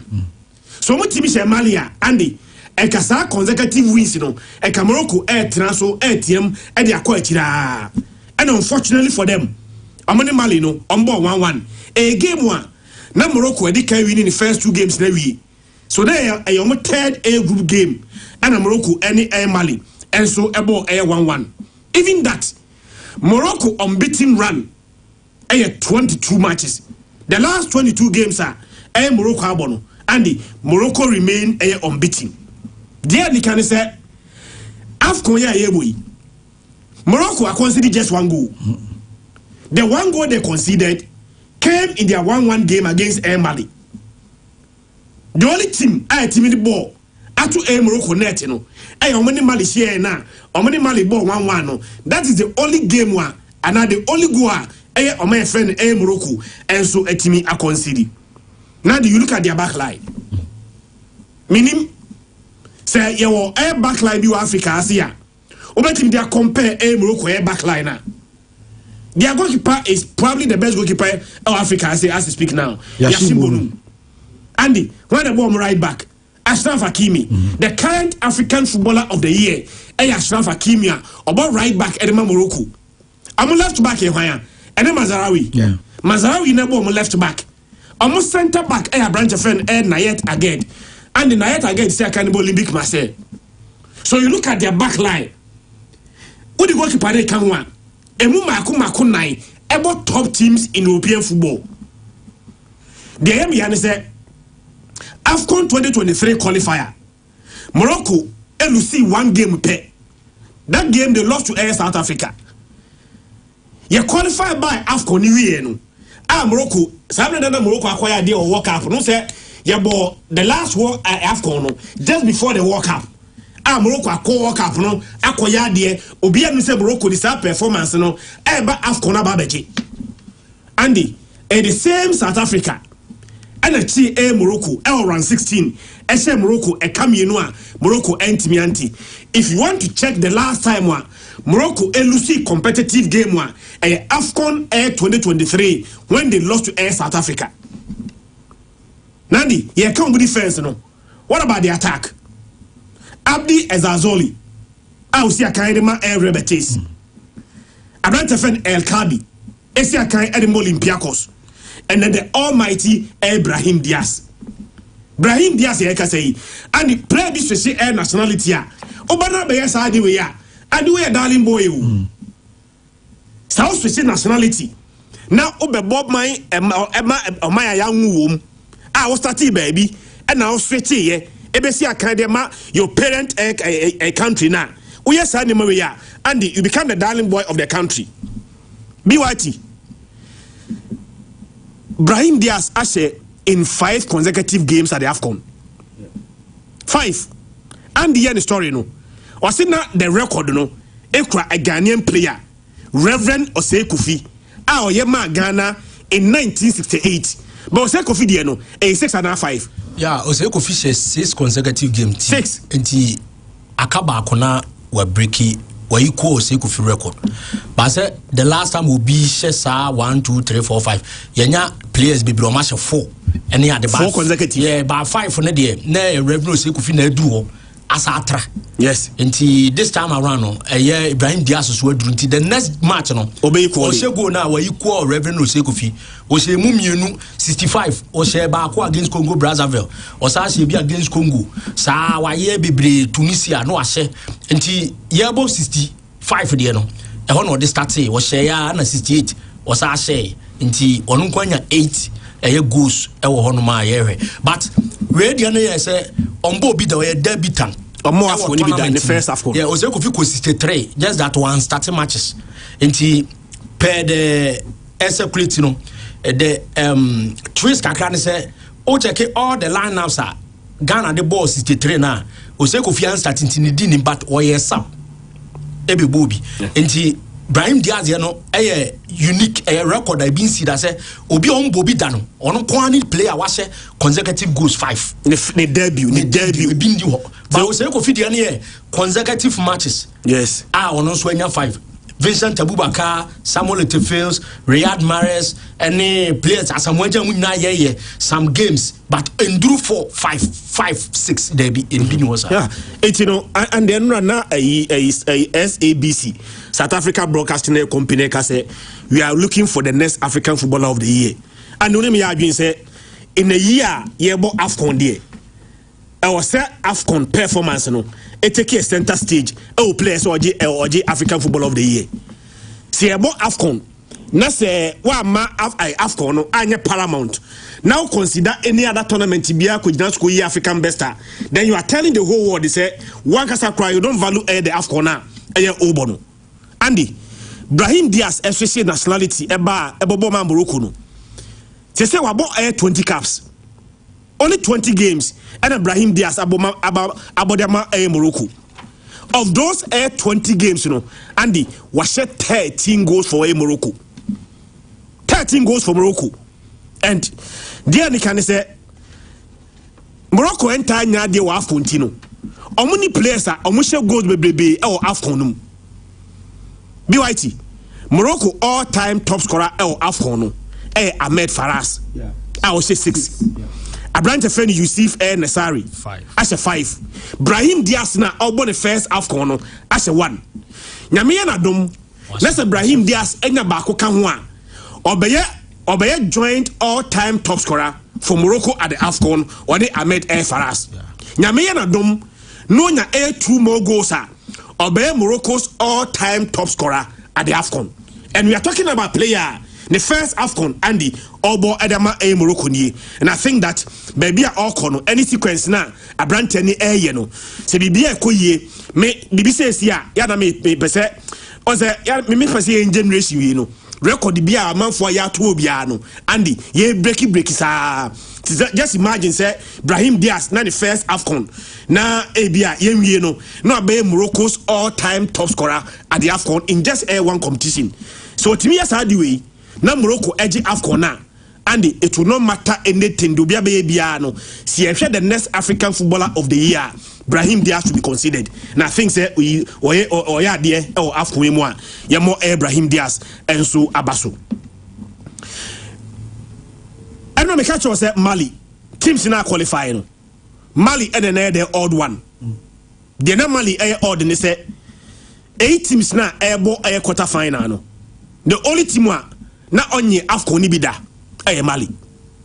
So against Senegal, na me expect say Senegal be winning. And adeba kwa I say Emma excitement kakra Emma AFCON we mu say BYT as in said nya upset biya. As said we so biya she biya no match we say we share we share. Major upset biya times NCA. Unim say Andy, ye drew a quarter final no. The first 8 teams over Africa Asia FIFA calendar na. The first 8 teams on FIFA air calendar no. And now FIFA a top world ranking no. Africa top 8 no and qualify into the last 8. So the best qualify to the top 8 and I'm ko bi ni ko kan ho no and omu nyina enso etimi akofi. Mali came to this AFCON, got to this stage without winning a single game. Group stages, Mali able 1-1 against Zambia, 1-1 against Morocco, 0-0 against Comoros. Our last game was against Tunisia, 1-1. By the Bakwa Ahamali ni say from match day 3 to round 16 to Enra, and the Unim say every single game Mali did red card. Mali any Comoros. A branch of friend Amadou Haidara. Enya red card in the 88th minute. Baby odi red card no. Na time ne ya suntino. Enya dey affect you omo. Omni Tunisia. Omo the red card very early in the game. 26 minutes. Ena woyo Koulibaly. Edi red card. They were go down. They did so well. Etimi equalize here. In fact, they were very fortunate. Baby at time no munya penalty no. Na 90+6. Eno munya penalty. Ena branch ya. Your friend AC Nayoku. Etimi equalize here. Edema Mali. Game no 1-1 and they won on penalties. But who go against Senegal there? And the Senegal quality. That's how you red card in the first half. You will not say they won't mean survive it. And some red card now. A branch of friend A Bissouma Ekodi Yeno. 40 feet plus the 3rd minute and a Bissouma Eddie's red card no against a top team like Senegal there. I wasn't expecting Mali so better BBR. Time of OD red card and so now they will go down. Also I'm consider first goal no by the 27 minutes and I'm consider first goal no and I'm the red card against Senegal. And it Andy they not me expecting and say Senegal be show mu and to worsen their case almost the red card and the Emma Juman a little bit easier and the Mali but the back when say who's a goalkeeper sometimes don't fu kung fu the same goalkeeper now or save you and don't qualify to this stage and when they go they consider Nandi a goalkeeper say mistake baby a boy ni ba obi an say keeper afa boy wi na boy na for keeper no nsem afa na sinyi na abeto akire amobi a simple tapping that goalkeeper no Djigui Diallo on the save him against Tunisia Ben Radier he let Omani down but I wasn't expecting them to win and honestly speaking maybe about could do need there and the boys ni Kofi academy men nakano emum yenu na ebo nei na me hwed Algeria ni Nigeria Andy Algeria disappointed in the last 2 AFCONs. Amoji AFCON 2019 so bekaya yeah Amoji AFCON 2019 no they came to AFCON 2021 as defending champions. Onim dey see here on say AFCON we know we the 3rd team qualify yeah sa AFCON na amoba as defending champion no and the group from the way here 2019 omoji here 2021 they were in group E no Ivory Coast enya 7 points Equatorial Guinea enya 6 points Sierra Leone enya 3 and Algeria and surprisingly as defending champion enya just 1 point per and the way here. The next AFCON AFCON 2023 they course Ivory Coast no again almost a group no almost a way in a group no more group D sa group no Angola enya 7 points Burkina Faso enya 4 points Mauritania enya 3 Algeria Andy enya 2 points sa o kan Algeria omo points omunya in the 2 previous AFCON ibomwa and the 3 2 in 2023 and 2021 they had just 1 point per but Algeria bad this AFCON no Andy matches me and send in the group stages no Algeria won all of them. Algeria enya 9 points out of 9. They scored 7 goals in those 3 matches and they conceded only 1. So group stages say open teams are winning all their matches are bako day Algeria. Another team so also winning the group stages games in Nigeria. Nigeria so 3/3. But the difference between Nigeria and Algeria, group stage is Andy, Nigeria is 8. Makasa Algeria is 7. Nigeria is 8. And Algeria is 7. Algeria conceded 1 goal per. Nigeria in the group stages conceded 4. So the difference between Nigeria and Algeria has been their defense. Whilst Algeria conceded just 1 goal group stages, Nigeria conceded 4. You do round 16, and Nigeria beating Mozambique. I said the Kanaya, Mozambique and Timianti, and Algeria and Sunni DRC. Andy, that was a very difficult game. Game Lucrano echo extra time, and Algeria enya winner very late on in the game. And Algeria share ADRC Kabakwa, ADRC and Timianti. The attorney said Algeria in their last 14 games, and the Oma winning 11. Algeria, the last 14 games are Algeria added into this competition, and the Oma winning 11. Name no, baby Algeria enya the AFCON at this stage. The last 6 AFCON, baby Omufrimuno, Emunai, Omufrimu at this stage. Yes, the last 6 AFCON. So Algeria be free more, yana a quarter final, no more to free. Meaning DYT Nigeria about AFCON 20. Only how many times I'm about semi-final? 20 AFCON in Nigeria bono. I'm about semi-final 15. Meaning if there's any country BYT here, one about more semi-finals than Nigeria. Nigeria 15 semi-finals out of the 20 semi-final 20 AFCONs now bono. So Nigeria any AFCON semi-final there. 1 year there Ukrainian in the semi-final. In fact, the last AFCON, Nigeria able final. Omobo semi-final, went to the final and lost to the host nation, Ivory Coast. And you know, baby Nigeria for Algeria and Yadiano. Nigeria getting over that stage, to the semi-final. Yeah, not any major problem for Amaya, your friend Nigeria. The attorney said, technically, Andy, Algeria winning all their 4 games. Said in the last game, no echo extra time. Until technically, even though they won the game, but within 90 minutes, Algeria are winning Miensa, a draw back. No here extra time to win their 4th game. Nigeria are winning all their 4 matches within 90 minutes. 4 matches in Nigeria are winning. Nigeria are in 4/4. They won all their 4 matches. What the kaka? Beyond 4 games in Nigeria are winning. Nigeria are the top scorers at the AFCON. Nigeria has 12 goals so far. AFCON win. But also 12 goals. AFCON. The only game of Nigeria keep clean sheet. Round 16 against Mozambique. That is the only game where ball anto Nigeria net. So Nigeria against Algeria, Andy, a game where a top game. Many Algeria phone in this AFCON. And because of the Maya previous AFCON was in Tino, Menchada and your money. But Nigeria for firepower no. I brought a friend Victor Osimhen and Ademola Lookman. Also now 3 goals each.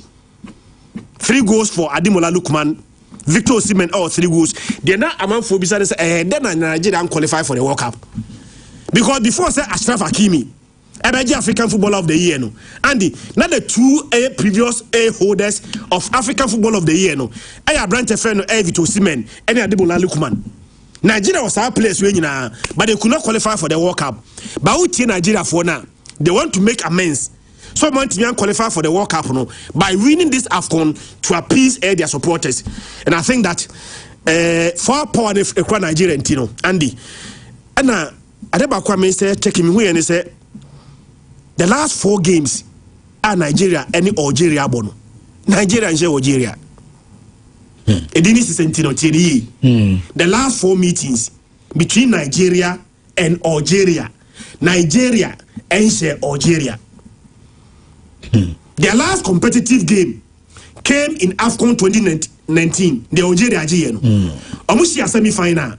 Emma Algeria and Nigeria by 2 goals to 1. Since then, almost share Banner friendlies. Almost share, I think they're back in 2000 and 2002 thereabout. Some games in Nigeria, Air Nigeria. So Nigeria would like to make amends. Me did too. Some Mares and so yeah there. Mares our 3 goals there. But Nigeria firepower now. A come in attacking, you know, and I'm going for a Nigeria win. But I heard Nigeria will concede. Okay. A game one. So Nigeria team winning by 2 goals to 1. I will not be surprised. And I start West Africa team by Kofi. It is another West African team sa Kofi dia. Not no for necessary air dominity. So I would like another West African team to remain. Nigeria will remain semi-final new year. Onkawa. So I did the lalai. The last point now na be man semi-final. Last pick na fi me Max okay, then that's fine. That's fine. Max, my main chair we've got Classico na me major win. We Maminge win first. Go Cote d'Ivoire in Egypt too. Yeah, my main chair Classico na kakra na main final. And there's also AFCON. Me the AFCON be because then I will just wake kakra yeah, so that we can have more time. Also for the 4th season, Barca and Madrid and bought the final of the Supercopa. Into Equakwa say 2 teams in a year after, and last season we Kaya Omo boy, and it was very interesting. But Barca call game we was or more form, in the sense that among winning the last 9 games in Ingina, and those 9 games and either some say 2 or more goals, and that makes it very, very interesting. And we said Nico Williams Moje 5-0 na. Nese Barcelona for no momentum our modeko. Surprisingly for Barcelona, one good thing so say Barcelona ni enim sen can do consider a lot of goals. This time Oma to make it 5 consecutive clean sheets. Ain't it? Whilst also so many goals, no keep a clean sheet. No, it means that the team is becoming more stronger. Into way na Barca for the game now so many almost 16 title. About the Supercopa. Real Madrid on the other hand so a form. Because don't forget so almost the last 5 games or more but and your man winning in na. So Bekaya a month or so pe and Alonso Tikeka. Oh mo yes or more man ultimate tomorrow in home man in no. But those 5 games no to me now wins no. And the change BBR. So what it means is that a must win for Xabi Alonso. Because Alonso to me we need trophy and a game we are. The issue of your pamno or the money timing will be a 10 of the part. Then again, or best the first title as a manager for Real Madrid. Also, I bear one of the few Real Madrid managers and the first Classico to me now wins.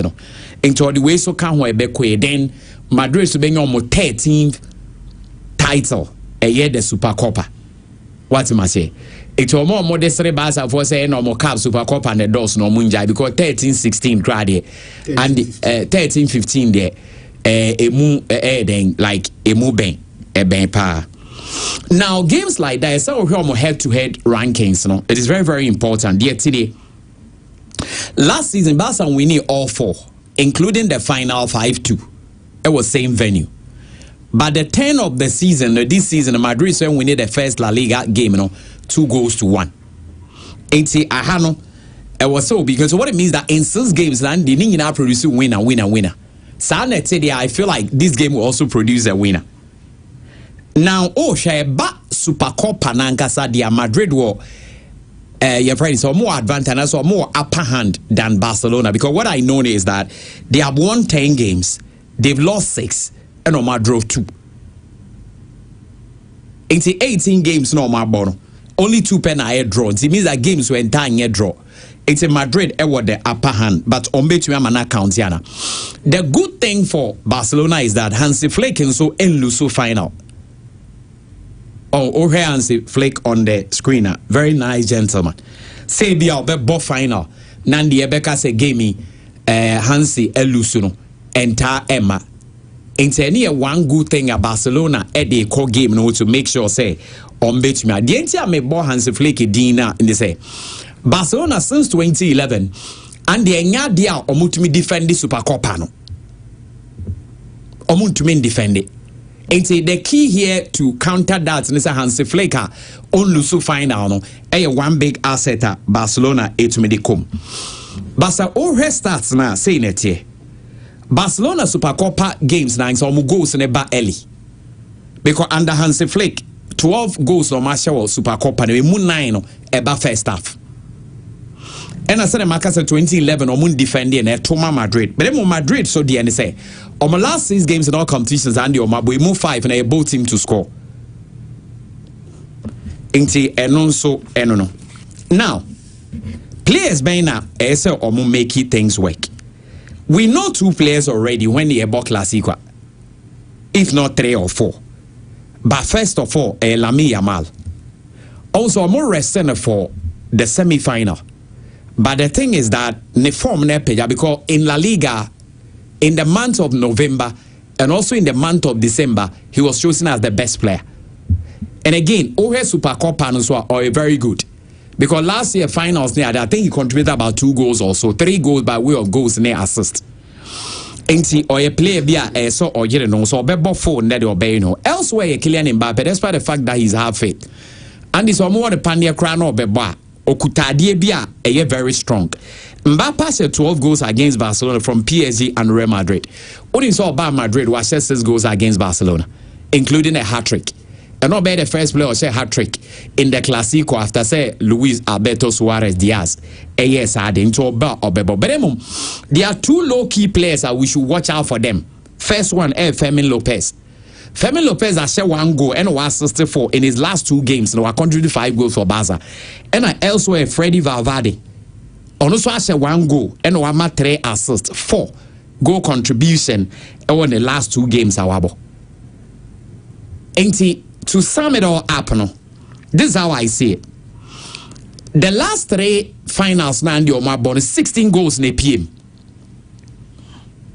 The last 3 finals, 16 goals in the PM. To weigh the 4th. And that I think say over 3.5 goals a cool chop. Saying yes, me person me moderate because me over 4.5. But me person me around over 3.5 goals no. And that's at least 3.5 goals men can say a cool chop. Because Madrid will get goal, Barcelona will get goal. And Omunya 1-1, it will not be enough. These are teams, Andy, they don't play like yes, set it back. No matter what it is, they still open up and play and give us beautiful game. And I really think, say, over 3.5, and I said 3.5 goals around that region will be a cool chop. Now, also West Africa, I AFCON 11. And North Africa, so I 11. Into this competition, no. Say Cameroon is free, meboa. Yeah. Or money a Central African state. In terms of teams are coming, if I'm right, a West African and North Africans, Anna. Because say you Algeria, yeah. Any war your friend say Egypt, any war the host, Morocco, meboa. Yeah. These are North African teams. And since you are Cote d'Ivoire, Bomum, you was Senegal, you were Nigeria. Yeah. But say be more from to we money. Yeah. Okay. Into next year, corner 3-3 cry. Now, what it means is that the Oben winning tournament we biano. In the region of Babe topic, they are watching the most. Okay. Into no see another rivalry. Yeah, they call competition. But 2 teams here, boy, Kabuma and the Omunina 10. Now, no idea we say, Mama. Egypt are the most successful 7. Cote d'Ivoire is the defending champions. Inti enye easy cry. Now Cote d'Ivoire so has on budget tights on 4 times. No money Ghana bepe.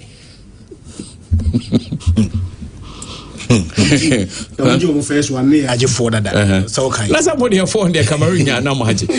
Egypt I just did you watch Ghana when you serious Ghana when you serious. Me na was na mo dem mo cap. Was ya boko kompe jina fa ko sama. Mo a be 200 miles away from us. Abetu yi e bi so say ho. Yeah that's so jina how match you. Jina how match. Qualify. Oh, qualification there. Say there. Manning get too much of a problem because Mribia by unqualified teams like Egypt. Mungina say omo 3 occasions omo unqualified. We inti ningina no ningina so be on your way. Nigeria no more ya dia World Cup or man could be no. Inti me manning ya call next time I be able to Christian. Ana no, but Ghana there. The next half compare 2 net there. Memo, so I'm going to be no more rough no more. Now, what is saying? Anandi wone mengaje. Ude bia na meje 4 na Cameroon GB.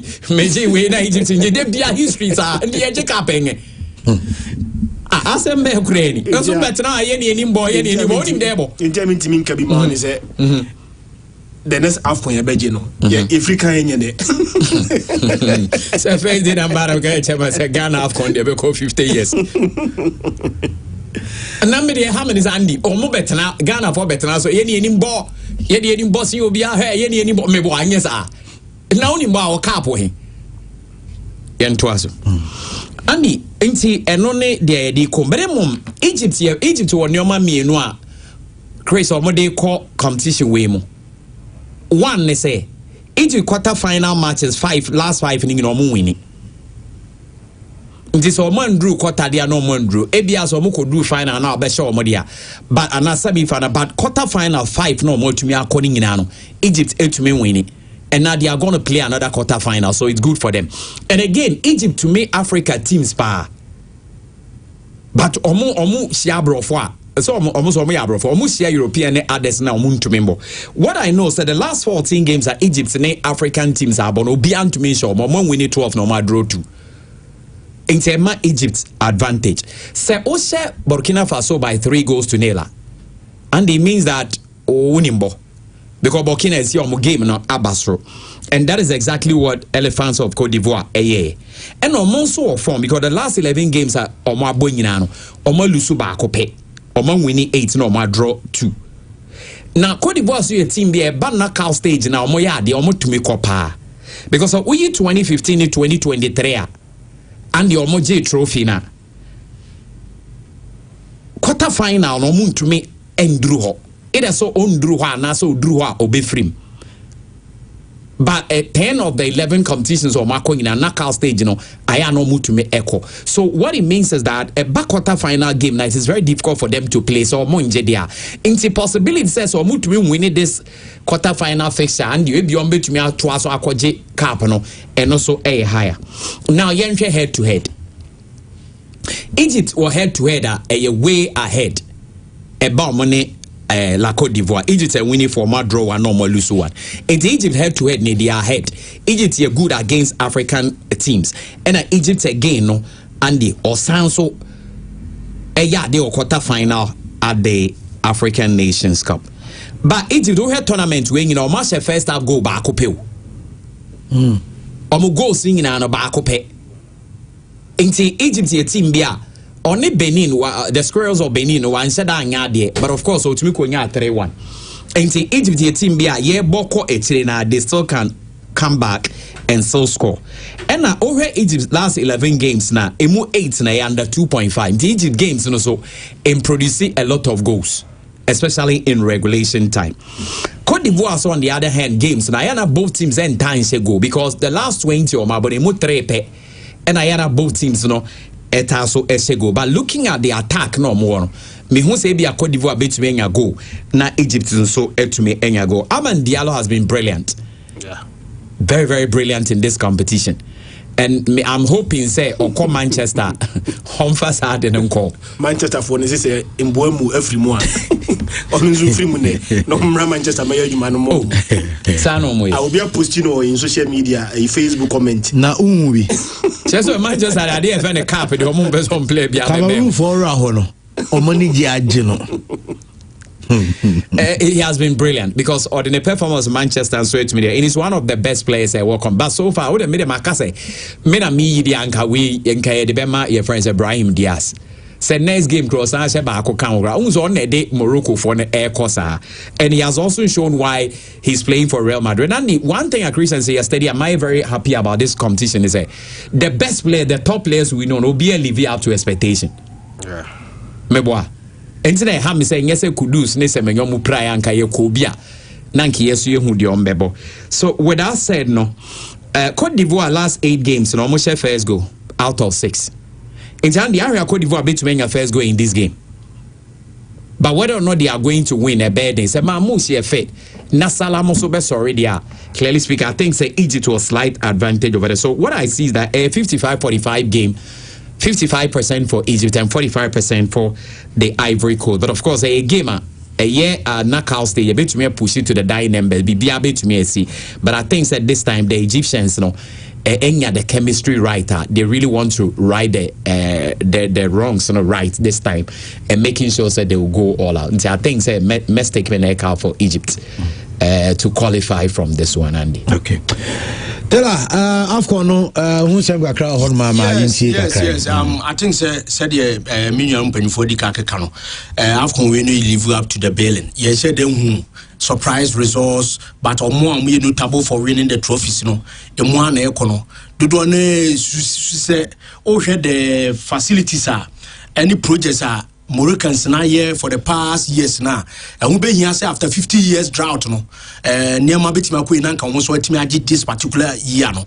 And after 76 you know. Or my try be near my bit me abuama or but looking at the North African countries you know. Akoye Egypt for the penas or more the North so African Cup of Nations you know. Because Tunisia almost a powerhouse in the game when it comes to the African Cup of Nations.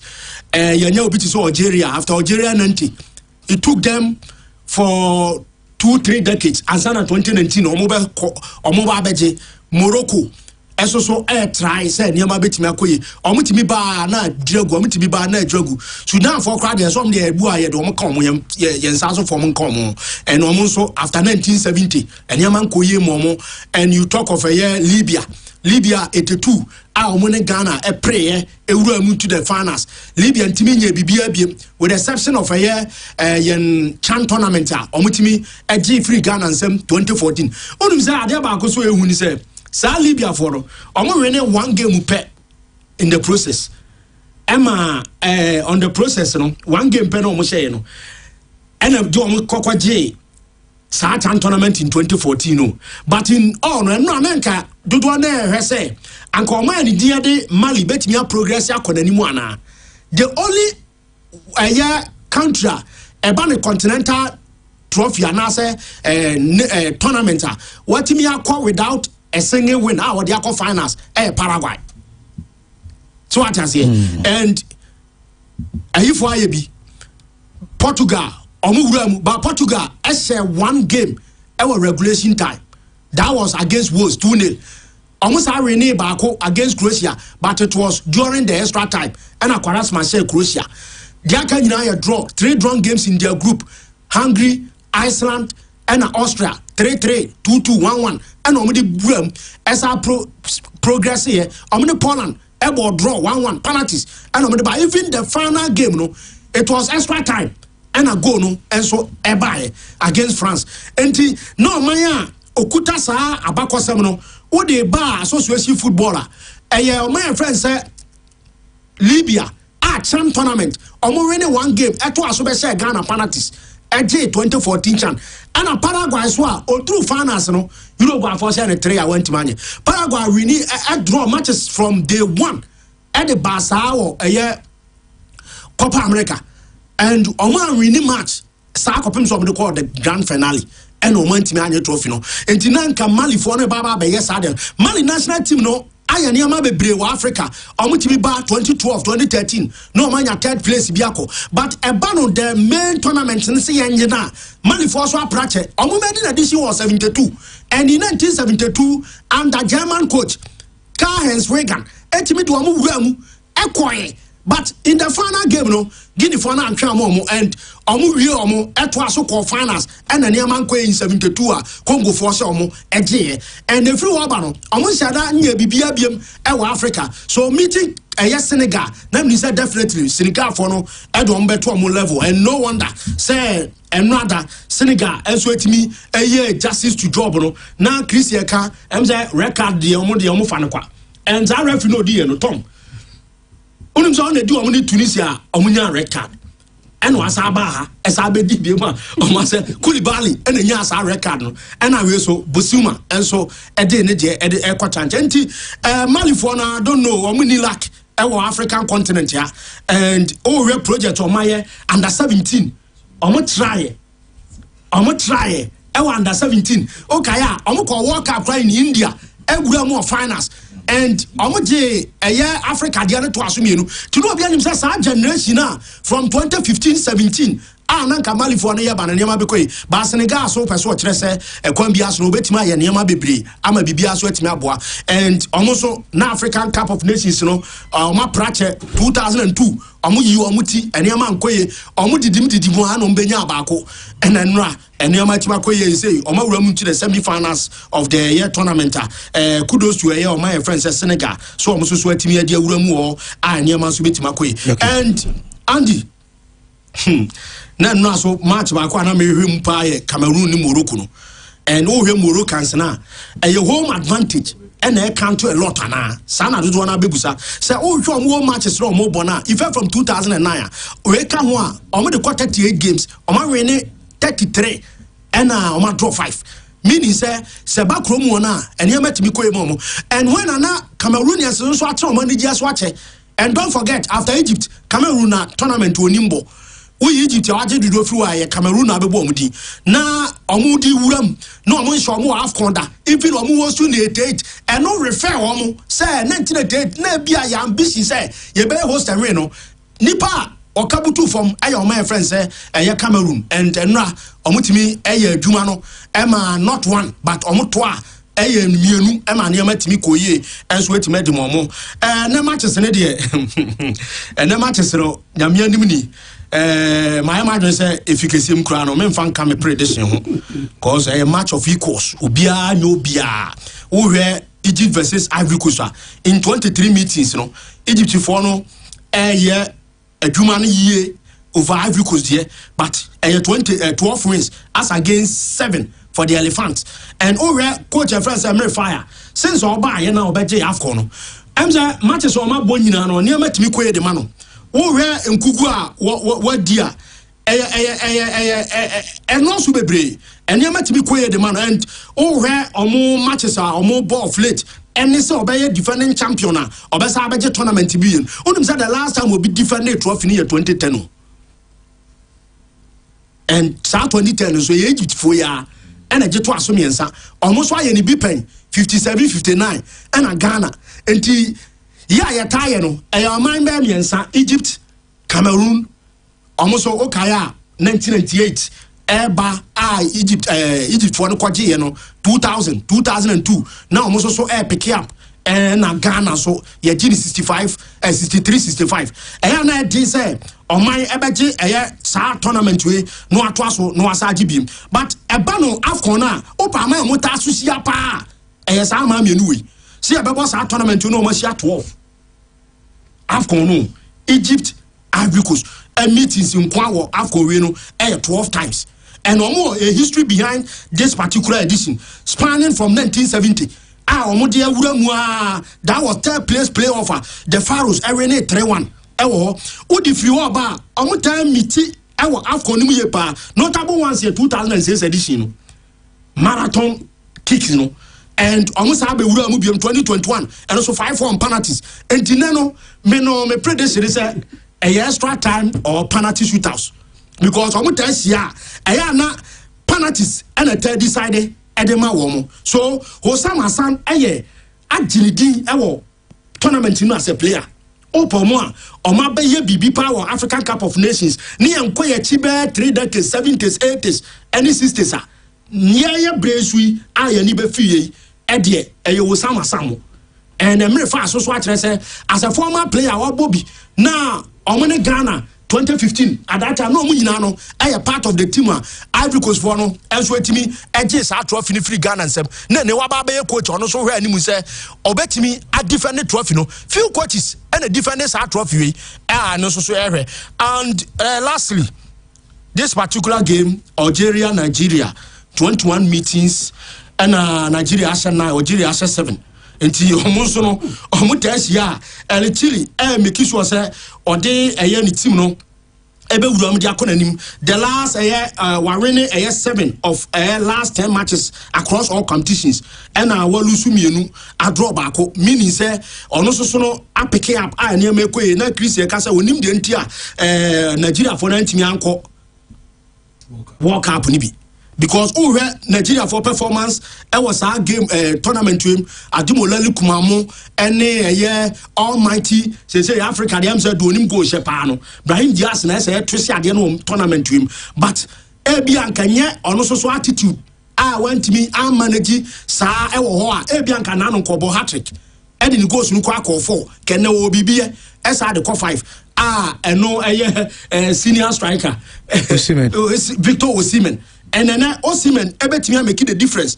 and also the idea so this particular game no a game no so met me cast a bit draw because all meetings now 9-7-5 drawn games meaning that on draw games because we are in a difference near 2 and I drawn games in almost 5 and also so 8 to the last team I also are in a lesson because we are in a 9 difference here 2 now about 7 difference are you 2-7 no 2 from 5 meaning that that game we and also encore extra time until overtime game it's a game we overtime game okay mirasi bright what Taylor so I don't know update answer I'm sorry Fabrizio tweeted say Rodrigo a pulley hamstring 7 minutes ago say treat and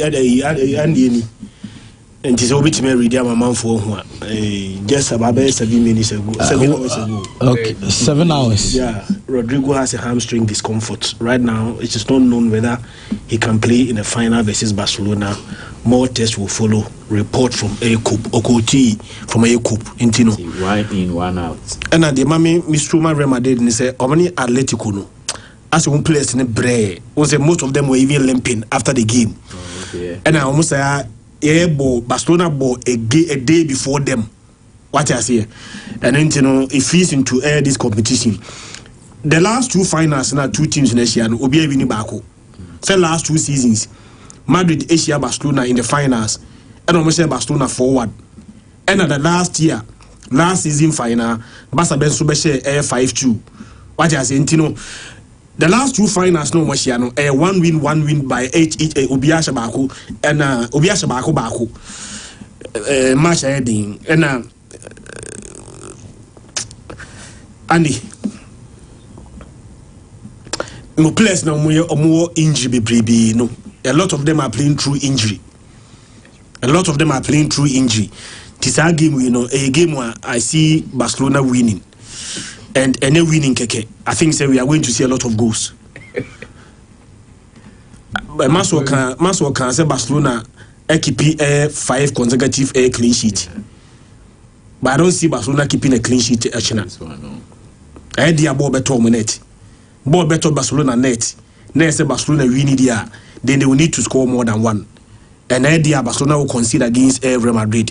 Now can say enka game we Abrante Freno Ferran Torres there but say maybe what decision to make enka Femi Lopez and Femi Lopez na maternity will no be any answer. Femi Lopez bona mateno on the bench Dani Omu ntie muya dia then Femi Lopez kwa bontia then Dani Omu eba but Abrante Freno Lami Yama o say first game classico ni boy no Abrante Freno Rafinha Mobi. Rafinha misses our game, and I think that Rafinha misses our game, was very, very key miss. And Rafinha is coming back. Only Lami Yama enable on the flanks. Then Omo as Ferran Torres as now number 10. Ferran Torres there. It is between Ferran Torres and Lewandowski in this game, Kameko for Lewandowski because of experience any physicality kakra obetimi ni almost center back no etimi dia facing tino Pedri any Abrante Freno de Jong there I mean so say o control in the midfield and a game America aka so person you very sure onye setina ko a game no over 2.5 dia goals with him the last 2 finals o share nyina no goals galo obi abewini a more goals and I don't think say a china game no anything different will happen more goals over 2.5 game. But I say, now me cross check Rodrigo, but me nyanya any confirmation as to that. Akodi texted me Chris Oka say Rodrigo so prano. What because ba Jose ni Real Madrid from Manchester and Chelsea no mkoje players. When I'm saying that one now come was nanga Manchester and Chelsea players nka mupe. Also, me bisa come up, Anna. It'll be a bisame. And the more Mbappe so be pra, more so be you. Inter Milan, any Napoli no. Any option, yeah. Napoli nya de wawe. Hwane bufi. Napoli na ebo home. Napoli na ebo away.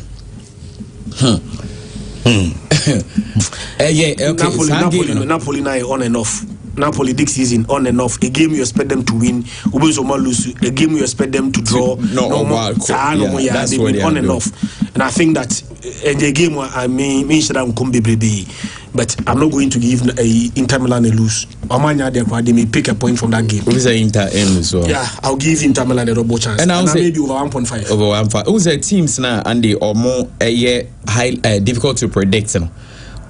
Christian, I know you had better up and also better off. So clearly this is a big game and the championship no so near but then we head to head media. Inter where I got last 14 Inter lose only 2.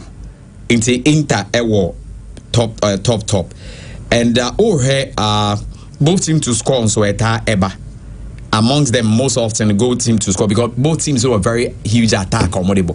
And the both team to score. It be an 1-1, 2-2.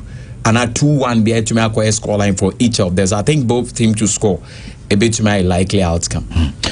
Mirasi Maxwell and Christian na yenhwe said the Ghana Premier League matches no enso beti akonyame aduma this weekend. In fact enra krano one game enso 8 me ba so na mefa eno results ne rana fini hwe said the NBC akonyra 11 wonders share Holy Stars by 2-0 ewo Legon Sports Stadium.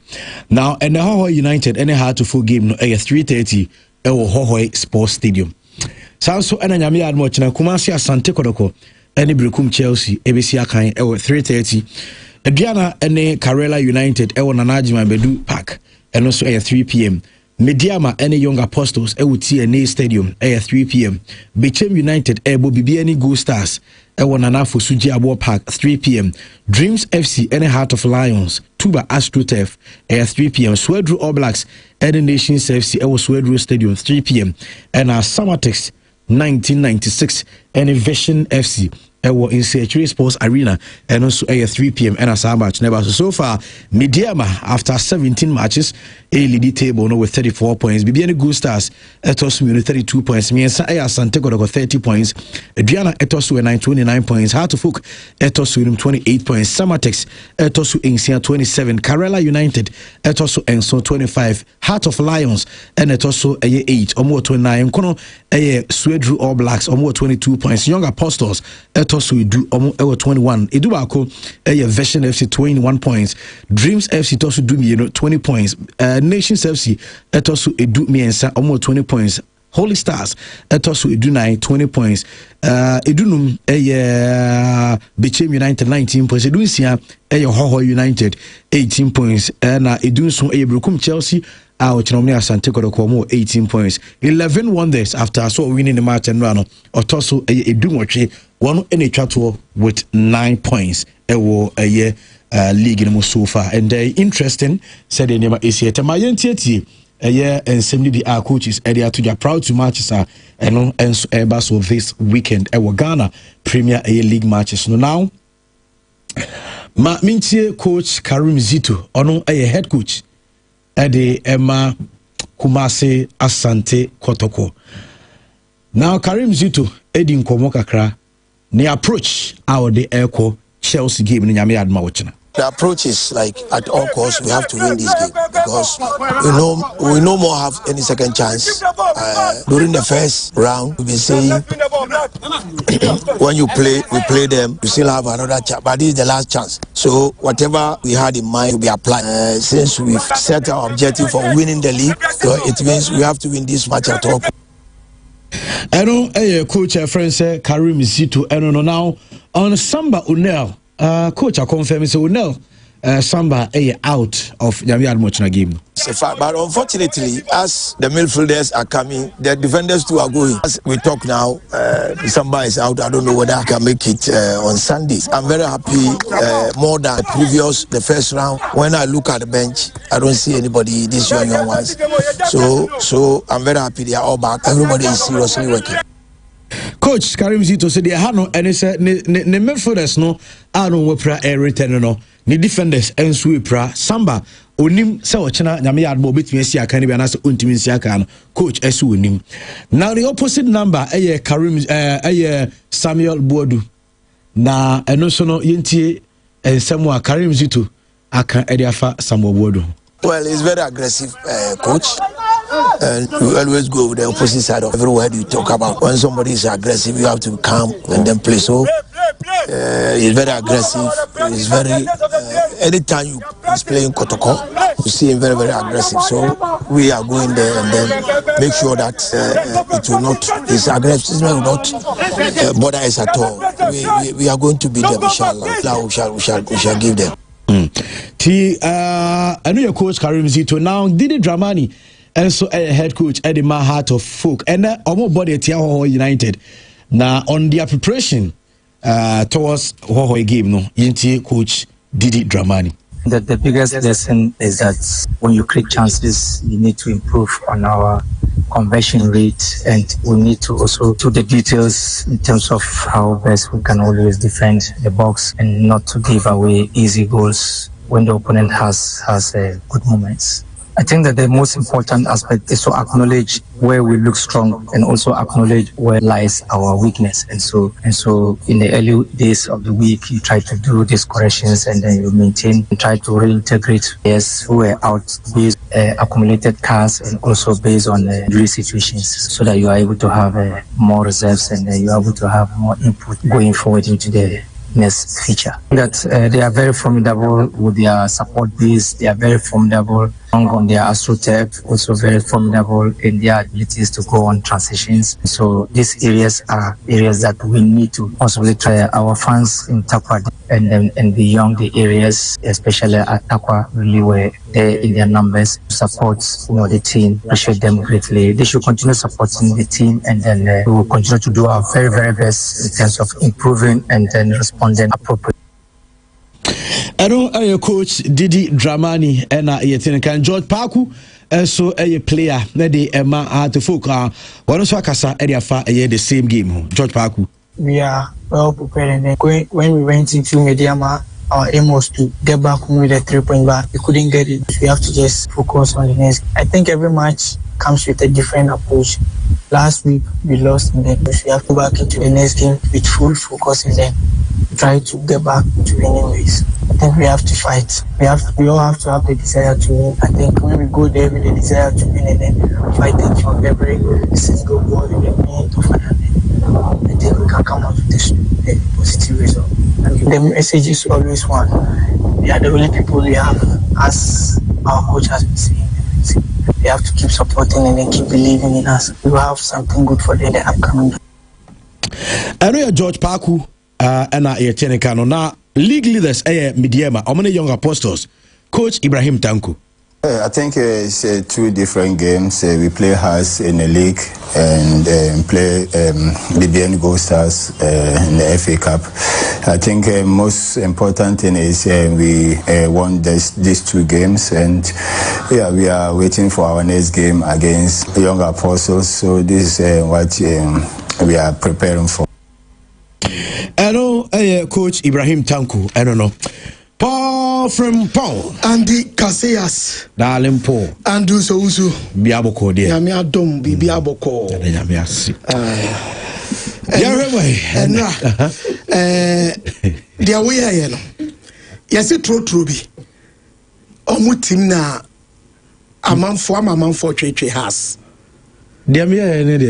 Because has a player ni ababeka. Anasa won't say Boniface Monaco. I only seek for clarity. Okay. A quite of us so per clarity no. Yes, unimbe boy yes yet.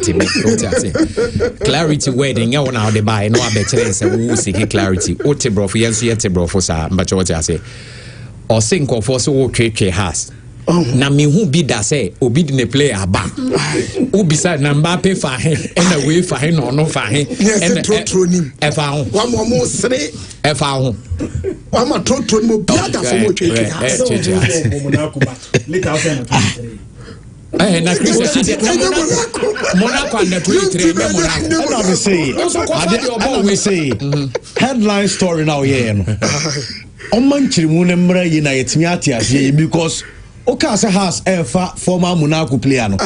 Me fa me phone. Ana ma go to mo kra na asa chem say one Mbappe ene Anthony Martial mu nyina kra ntime kwara o era no.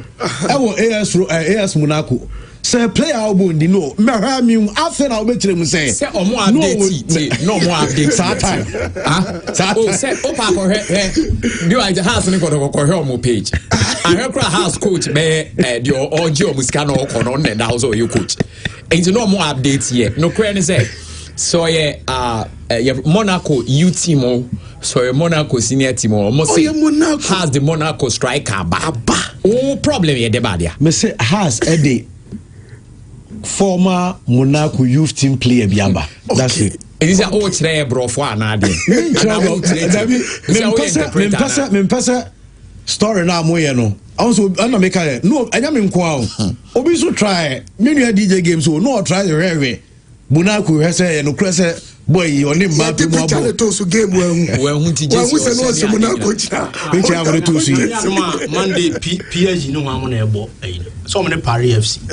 Was abo ho nyina da. Was abo Paris FC. Na o Monaco no den ma Paris FC 2015. No. And now oya ade ntin Monaco sa age na ade. No wo Monaco first team. And in youth side. I don't know say on kire mu sa say na Monaco youth team. Me can say omo Monaco. But me say Monaco youth team nti Aziz obo Barcelona. Barcelona youth team.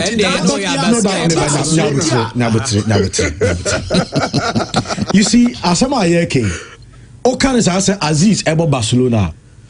A lot of the people will be checking Barca first team. Baby, see, Lamine Yamal mu wo no kwakọ say ne ono mo the both team na. Okay. But obaboaye nyina when o my so a youth team no wa a very simple for us. I know they was a man. There be we there. What's a man there? Headline when you na me headline when you obeka na asem.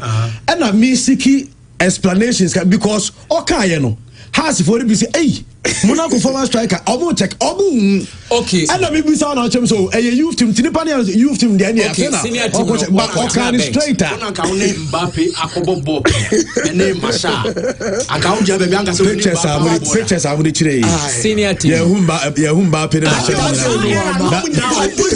2014 no that day no Mbappe mu nyina wo say 2014 and no Monaco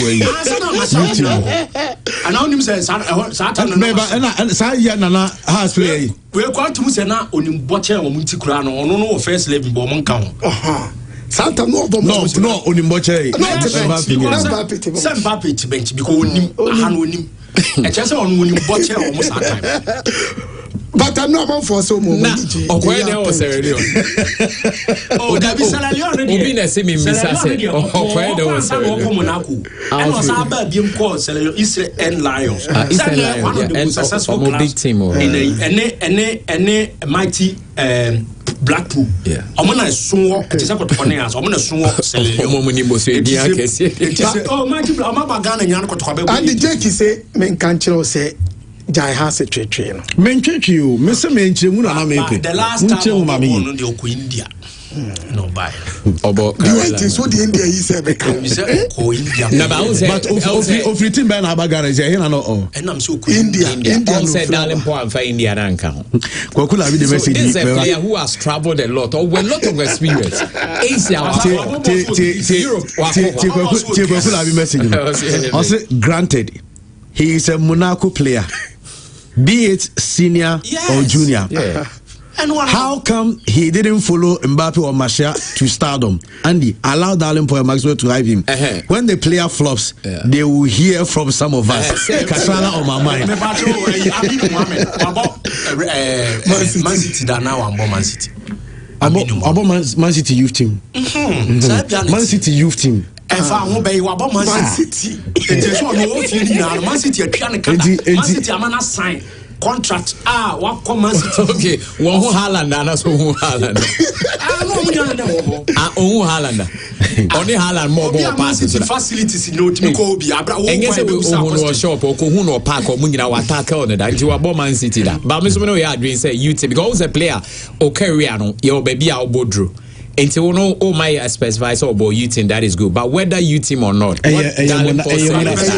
Minkasa or you're wrong to say so. No. Don't get me wrong. And JC no, maybe Maxo. Don't get me wrong. Min disputing the fact that Wako Monaco. But I am only me trim. I'm a simple for Ubia Onusutia Muzo. Because Oka Ubis also Kwako. Maybe I know Monaco first team but a Monaco youth team, a very easier to go to the youth team and find than talk with you. Manchester City, the foreign no said news we are baby as a former way player and so youth team. Me can say Ellen Haaland about Man City. Oh, youth team. Me can say meba. Maxo. Me can say Ada Gule ebo Real Madrid and I say Wabo Madrid pair. Why na akwa Madrid. Only say honor boy. Me catch us Justice Billy Abu Kumasi Santo Koroka. Kotoko you team. But where they are okay. Obia on say Monaco na Obia adwene wo so no. No pano was na check has support the Obia na check Monaco youth team. But that's on the lighter side. And Mabusan Sisi say ka o ni Mbappe mu pictures ni bia. On fan WhatsApp Sisi na de wo ye na. Any video crown or more Bobo Park no so said now ka so videos. Beba inti Mona Mbappe na kasa. Mbappe, so it's about youth team. By a son senior team. But Obi identify with the senior team more than the youth team. And Salamanca. I said no, I'm more senior team. I said I was found when found one. Then India. I was a moment to be Mbappe de born a far line. Massa. Or they like boy far line. Video. I like to know. Over your commentary, as you attend a commentary, Ukatoni did your commentary. Maybe Nimobia, but why are supposed to remember about no elite? I see how them the radio station in frame. I don't start a commentary.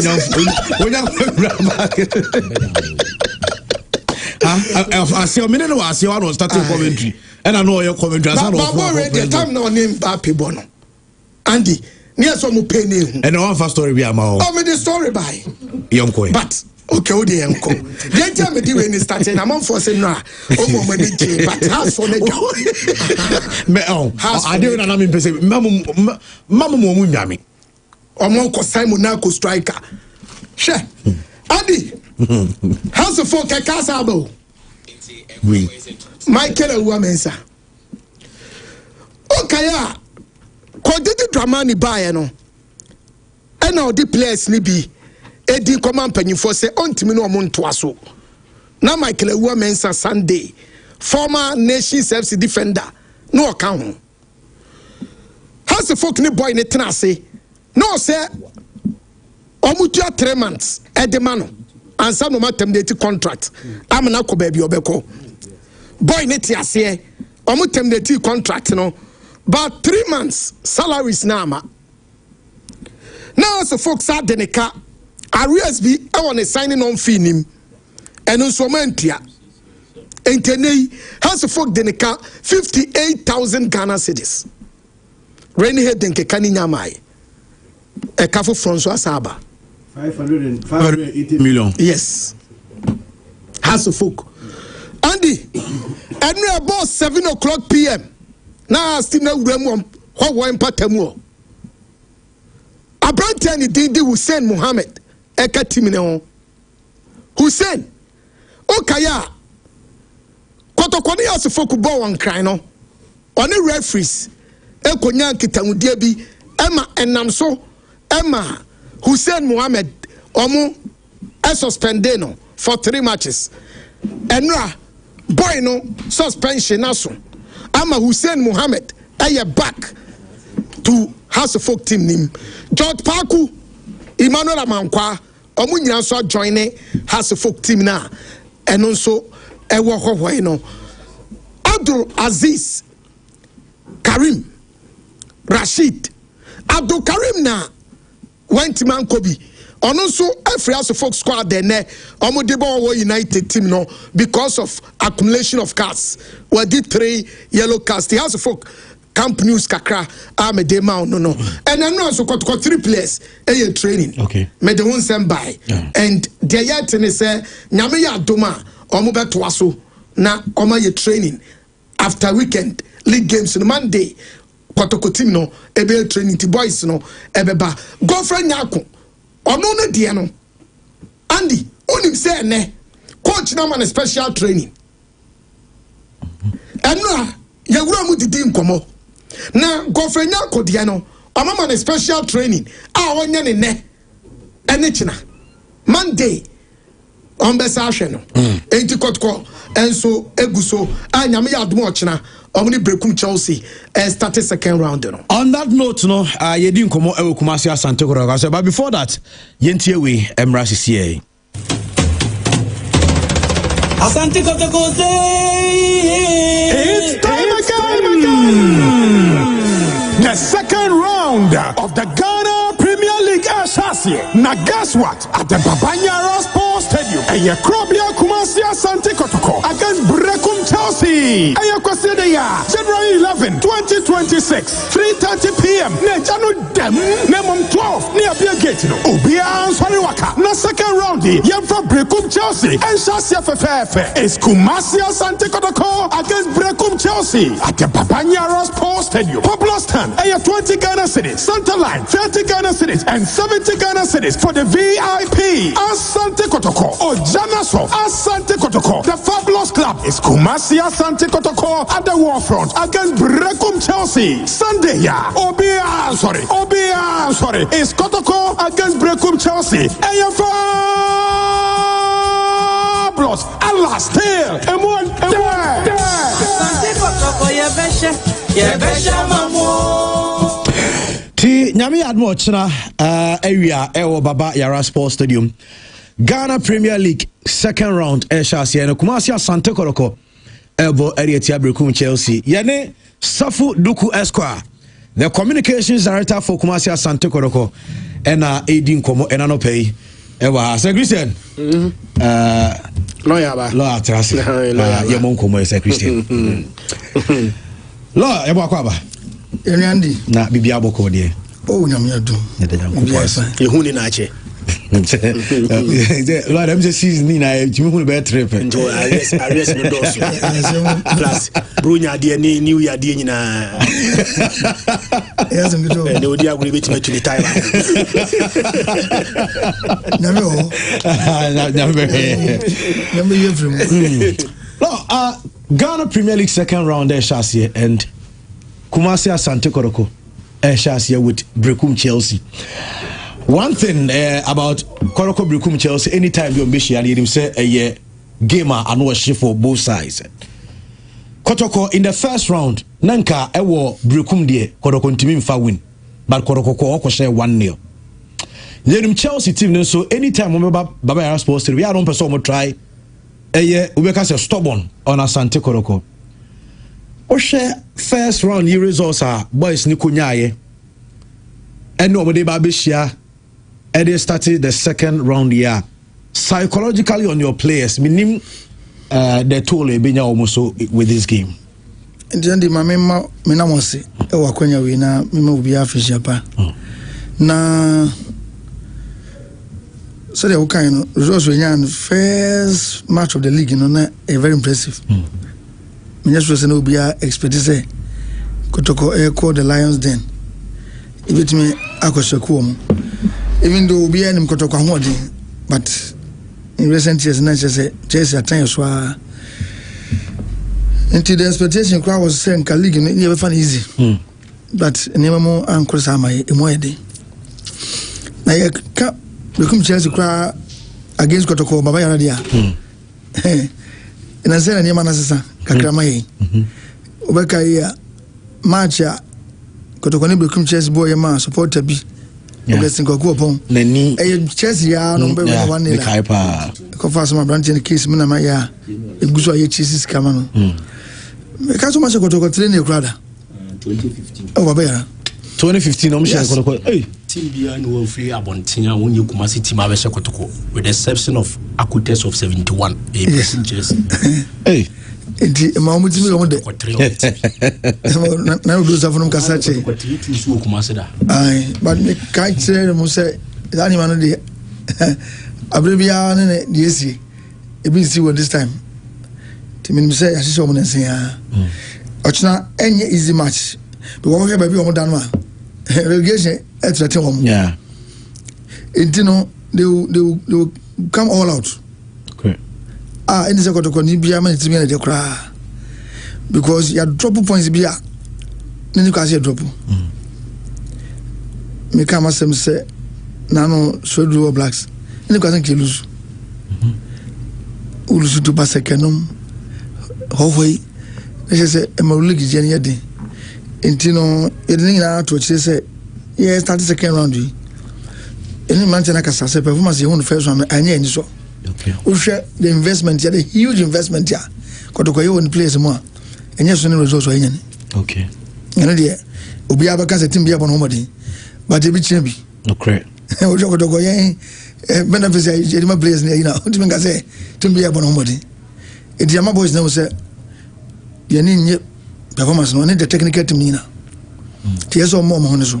Okay. Starting from Ochina. We am no ka any blessing. Okay. Ochina ne ko anya gudi kura. Ensemble. Expect an improved performance Ochina. Okay. And the subsequent games. So that by year league no, you bet my league. Because the league ya e how can say makoto ko busu ni na. Okay. Yeah, as management in how am I? Because ultimately physical sa team na on struggle to win the league. Into Chelsea match no there. A background of the amount. Anybody be done and I board in Sushi to go winning. And then there's a split division on what very aggressive. And that's something to cry. It don't want supporters cry engagement here, office and the FA. But the German way into Ochina. Kotoko any abusu ni na pese start second round ni. Now you catching up with media man on one sign that's one. Okay. Because the idea grow na say anyama nkwa there's a league we out. Okay. So we can't afford to drop a point now. Now we should teams ni no. Me need say essence can dey be a team but football in follow logic. The sad aspect of it is that yenya numbers no more support to team no. And so be a team papa team bobi in cha ko ba bi no. So we share footage kakra ewo so do say what buy yeah I'm sure oh baby no no o hwe edomo ne ani bire ne hokeka so do for the better oblas etia munia na utu ani ehun kotoko numbers ne sa na ya no e ho no kra na oba wo a unya ba bi kra ntena me say wo be gina ho no abe how wo seat abetena so still sika so obo dia so no papa na ko 26 o least obenya ba bi atena uko sama boy nim sa no di jagu yeso akwale ki onya draw enti ko supporters in yawai say onu oblast me organize say etwifa yeso edi jama pa ma mranti as spirit ya beso mo no omo bi ko mo ko we ka fanas enti yeso ye ba hom no kisi timi ye di omo ye chance ama ye tete omo tim no say ye uchi obi no che 6-0 etna yes but this say benya numbers no because Andy nem nanti mo di foreign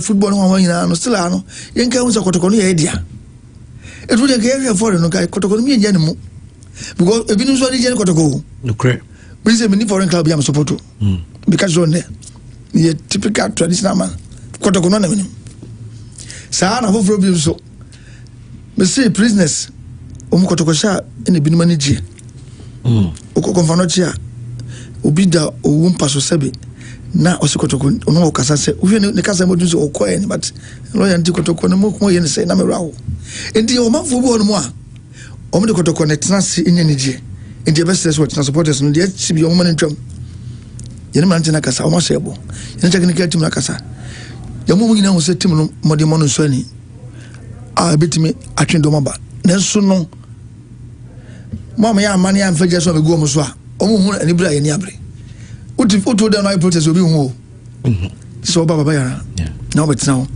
en ya woni abre kwa de be kan so mo honi hu min zam ran tie so no o mu dom no a esesa ball no e be sa so discuss so abatim no kokoto ko yes kapa ni kotoko ni and the one mo gra mo nyam gra sabi ya mo mfie no ni mo se ya ihu kakra it is na mo kotoko no and na sometimes you move you higher na enti a say your habo se bi wa ti betimi a share picture bi wo your platform so na okobusa ne say na we ya de kotoko match o na me ba yaram to me na me hwe the busa set time na sa numbers no FLU to capacity we are 7 a.m. yes bi mutimi free echichini abanche say ka memenda anajo wa ba kuma say ba beda because of person Owura stadium ko kotoko ball but then ebetimi aka 30 minutes 20 minutes before kickoff now as a stadium virtually empty. Oh the gebin ma kwadi foreign na chikra no your numbers no do so much the sense 30,000 is in Kenya. Yes, you 15 million and 8 million. Whatever it's now, I can't remember. Now the 7 million 7.7 I'm going for it. 30,000. 8 million. Give it to me, Philip. And there's something wrong. Oh, me and Fanny saying maybe I say, you resolve say, Kotokono Kaya, dear, ye Japadia, a part of the kingdom. In the city promote Kotoko ko ya Andy. Susansono, and yes, so nipa brace swap rabo. Meaning former players have been a woman on it. Sorry. I'm sorry. Kotokonti, Obabu on a bush for a domwa when you be a Janamiboa. Kotoko employ will be a manipacono, so Abu on a bush for players have for Kotoko. A jadi for more benefit from Kotoko, intimate come. And then I'm sorry. And I share around Mabayara. Omo no mudidra. Omo no nyane nyama nyina ekofem. Because okoye biane kra be. Nipa no way no ma beto. Can you sport you over pon no we anyumi enjire ko fu se nipa timi time a bi at 12 midnight. No so fe the crowd no so take akra. Na eprovani ani die. E die dwadi sem ko so hotels na de nyina na ebubuku. O ka say ofa no mfiri abi beda ko nyina na ya babi o beda babi o. Ugo go on coffee. Because also Ben stadium wa baby around no na no appear. Just 10 minutes stadium na ya man ya say o be bro business e boom. You be people dey say e din come say na chi na to come na mu no to zo no e ba na tre na bo. You hear this kasa sa no ya na ni die sonko. Enti you must say asanteman kana man nya mu Kotoko no e dey akoma so nyina wo me sorry. Enya asante Kotoko si e be hwa mana and was Yaka Kotokoni, na class and getting Egusia Kotoko. Messi Kotoko. Now, video league, we say the Kobo Champions League, na say Neko. Now we had the Kobo Champions League. But, there is something wrong with how patronage of the game this year, unlike maybe a as management. Minim some more supporters leadership bibini amu engage and all that minim na fans ni been so through the supporters leaders no almost share to you the reasons why are some of them as to say ball no mama even when Kotoko is winning because minim said this season Baba Yara there Kotoko unfair that bad you lose your match no lose game or it's a draw 3 draws the team and can lose when fear there don't know the game with fear supporters emma oh omo ka bi kire mo reasons in tia said you make no and interest ever foreign football no ekoso into bo no mo menes ochina Sunday say big games o EPL ni ada eba na bi any local league no time no so abishia into na nka efe no so betuma boa say ombehwe ye league matches no time ebo no ni nyina yi na nyina so come na so Messi cost involved. Because for example, Kotoko pushing the match could be at 8 p.m. You make use of the shot lights. Shot lights and so on. This one also is car. Now your numbers say and send it be a Kotoko be match. It be 8,000, 6,000. Now say to be fully planting whatever 10,000. They say oh that's first baby. Intino yana kuiska. This council didn't go to be in this country because your numbers no your check company be so by him. Say, yeah, for business. You see, you register we CCA DSF CCA oh so CCA Mahred nipa dodo a register for Abu census as atene 28,377 but na yakasa kotoko 8 million supporters but digital winner omo baso no 28,000 but a good this month nkwama raise 10,980 me so me dey account and this month of the day to cry and 9th of January yes and ne cry dey name and overall since Abu census no ba mama kotoko 2,549,133 it doesn't get monthly contribution. I said total. No, I said can a month. Yeah. Need for the best materials. Oh, can I say I'm check system. Oh, the system is transparent. Yes. Yeah. 28,000 I want can no any contribute to. Obi no more.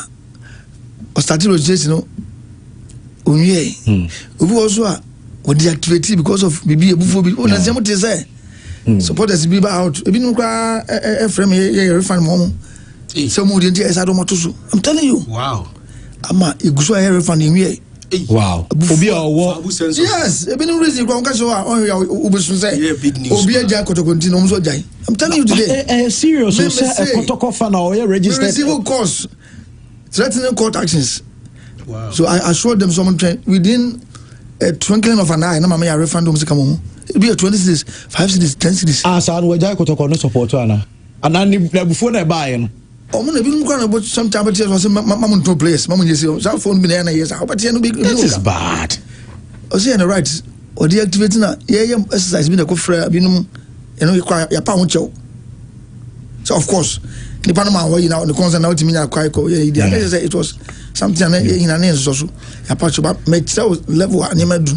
It's 28,000, a mobile 14,000, and I'm meant to be able to make a contribution from home. Maximum. We are going to drop it. It's a kakotokwa, Andy. Nankasa project we are buyer. Uko Tanzania, somebody no more baby and no more. Of course. Arabu so that's what. Yeah, the African Giants. Those is not some African Giants. What does it? It's a Fabusan says no. Yeah, dear no. You know, Copa company be at Chono. Say you fancy any put 200,000, 100,000 bar. Look at revenue of Okotoko. That's a great post. Susa Beckham was those days now. I pass it from January. And can you show it my review? Because the no company which also almost sponsor our was asking numbers in a way. We just said you my empty version on no company no. Ne financial books no money. There are many companies have some Kwani and Chia employees. And those who first come around Kotokomuno at the end of the film. It's near who say for business as an idea. Yeah, go to confirm the idea. I see a Kakra Diabois. Near country. System is transparent. Ultimate check you be on. Nanka gate forces have a canwa. And you can play a banner. It me a maintain. Because you are some of the concerns will be so say, oh, your boy season you na you strike your turn. We near your Jawi Manoko striker now no goes. I'm talking about Abetamwa Ekoi. Now, Andy said, I play a turn there. I will say a part of the game because. You can't rule out the business aspect of the football. It's true. Because no one knows Eddie and Yama Bray. Kotoko, we can't expend this channel. We do next one. Now, open so, maybe no diaba, no akaba. Scabia free baby amo. I mean, a better net me at was that. Nana think I am for a mania grand at so. And is a player banner a bit to media scano, a bishop walk to Koran and I sent Kenya bad. Now you scarce. Yeah, gate forces because so for business so kwa. Say play and go kwa na so for bisu abeshim. We play why here I want to maintain no. Also ba kwa want me for so na me boa. Yeah. Na ka so close ka so call market talk for so abeshim. Everything na clubs it may a break bank no more to players I can say and what on you messing na say to money. Okay. But you hano revenue na man na money I was this kind of but no we go no. No one dey kunya player and status net said here because of scarcity. Yeah, my seven year Arogakra. Yes, more. Nyami had more charges. Yeah, I say, and the media voice, Mamma will say, Casacasa non pay. In the year, we gave you good no voice over. You got me one person just be a man voice, but say, we 800 stations. We have a Casati, I hear the communication team.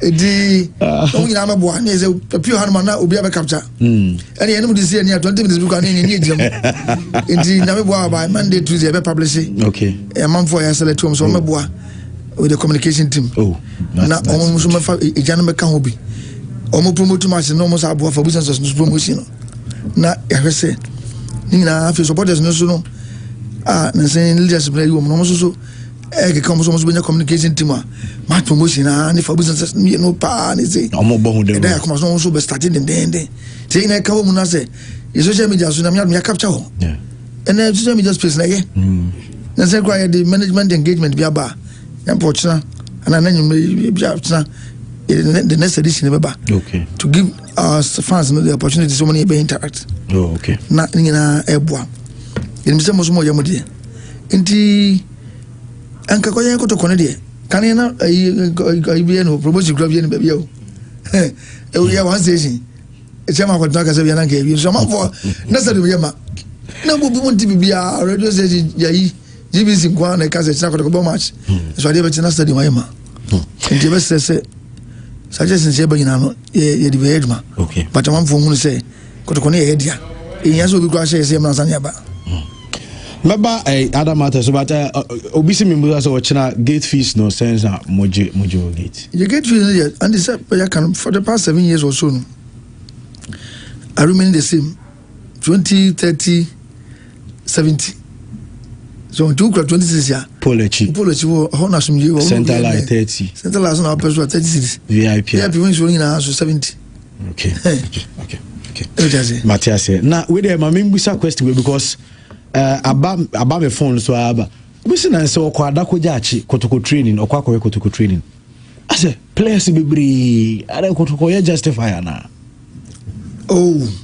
there be you justify sometimes ubenya player be crabia from an institution be na obey attachment be okay for academic purpose we only because just any justify we are for academic purpose okay no obey be the accord say justify we have said say yes now only 2 players in this window 2 players so far we've signed one bakwaba so undergo medical striker you we are san obi abiem take it for me you know the no more signing 2 players just 2 players bakwaba Bako dey say the kind na no crack fight abo why say mo say and bako so ya the medical yes I know say na for starting medical wow and here we are asa who play be na oba for academic exercise be na obisi say mo defense also mo jai bako amaneko abloko obi an replace no who say kotoko we have enough so mo boy say yes some players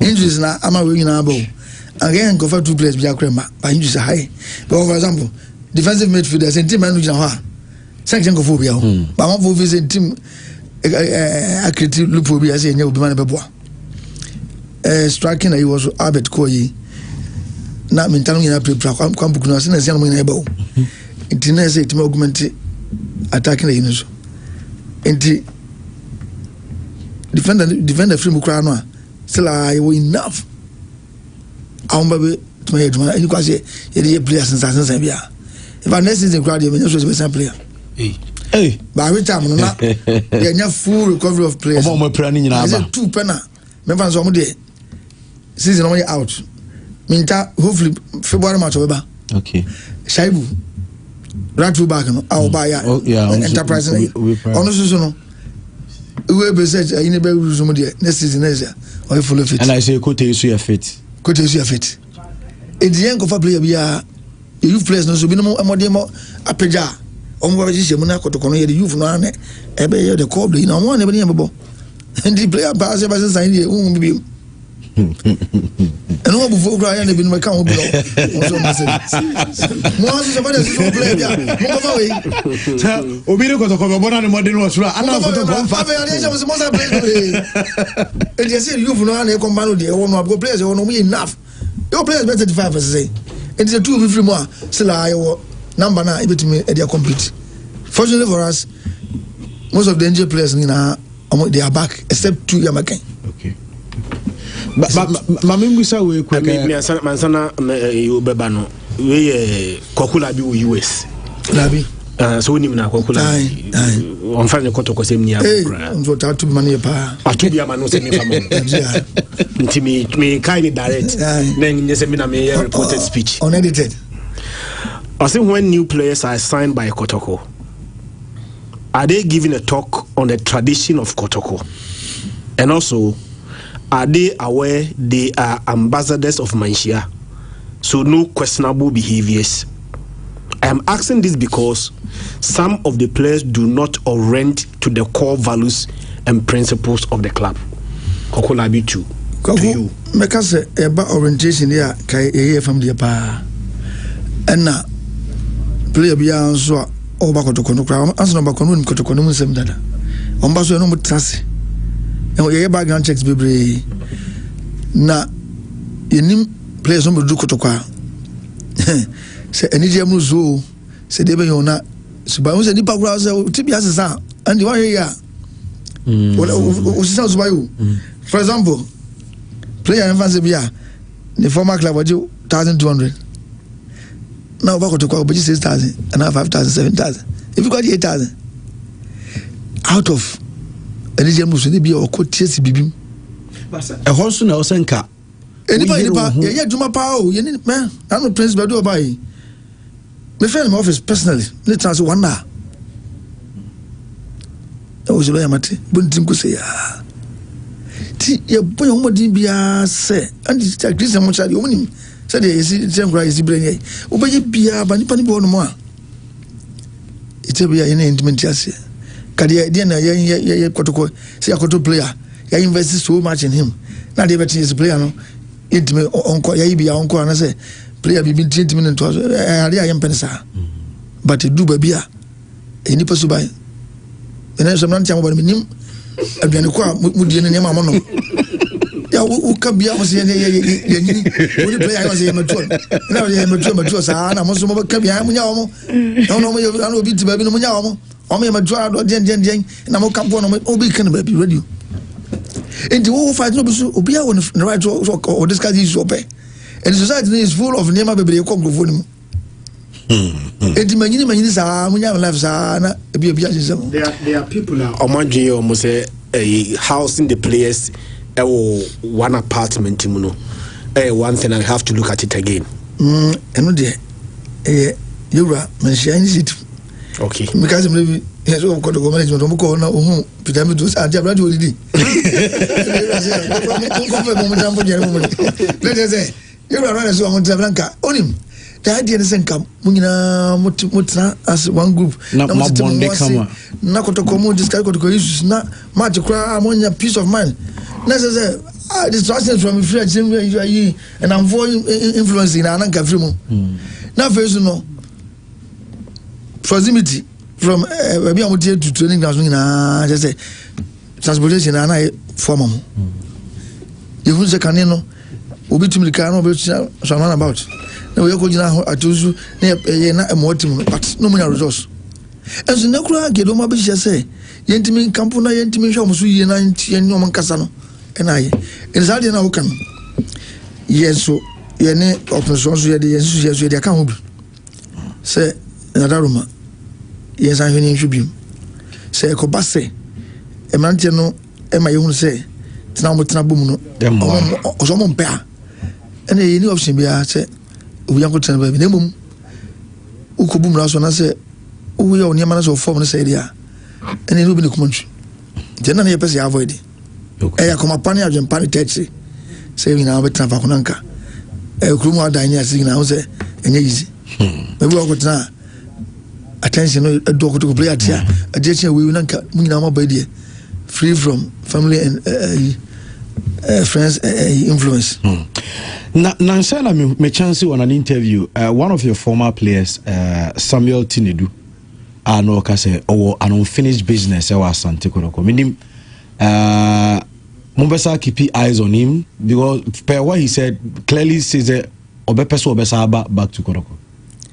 Oh, say in any swadum. When the baby has also in any swadum. Na football so anyone was a player be ever call Asaba. And I am far Tabon to be also say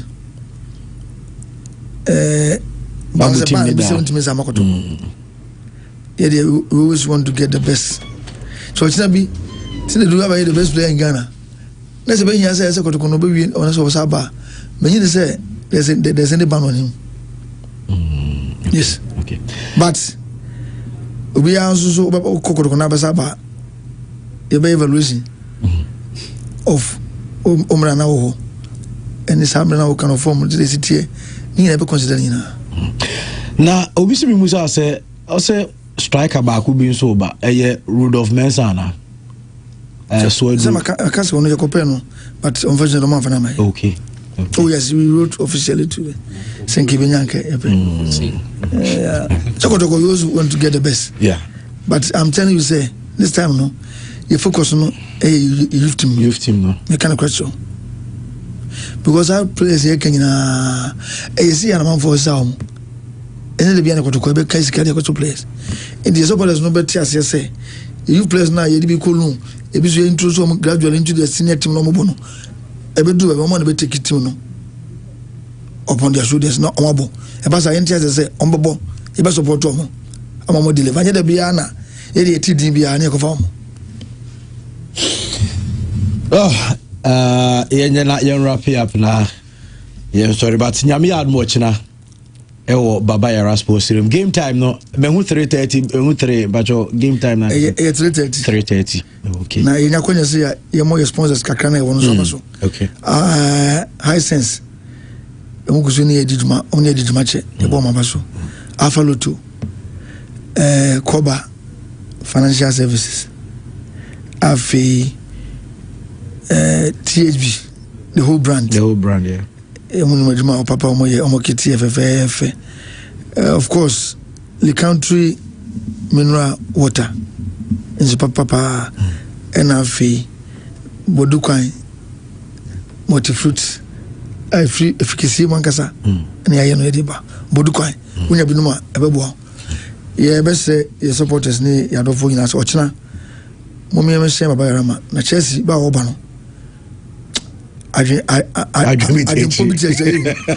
because baby nema baby o man nam nema o maye senya sem go to say abese o mo ho kwa de o mo so be bibi na ye makwan kra chan players no they won't let us down players need to be here supporters no supporters good stadium do do an players ka bebre kwa bobo an ka se na bono o china kra se kra no lo na ka Premier League bi en ho e FA Cup no charting ne to Ghana be support to chatting athlete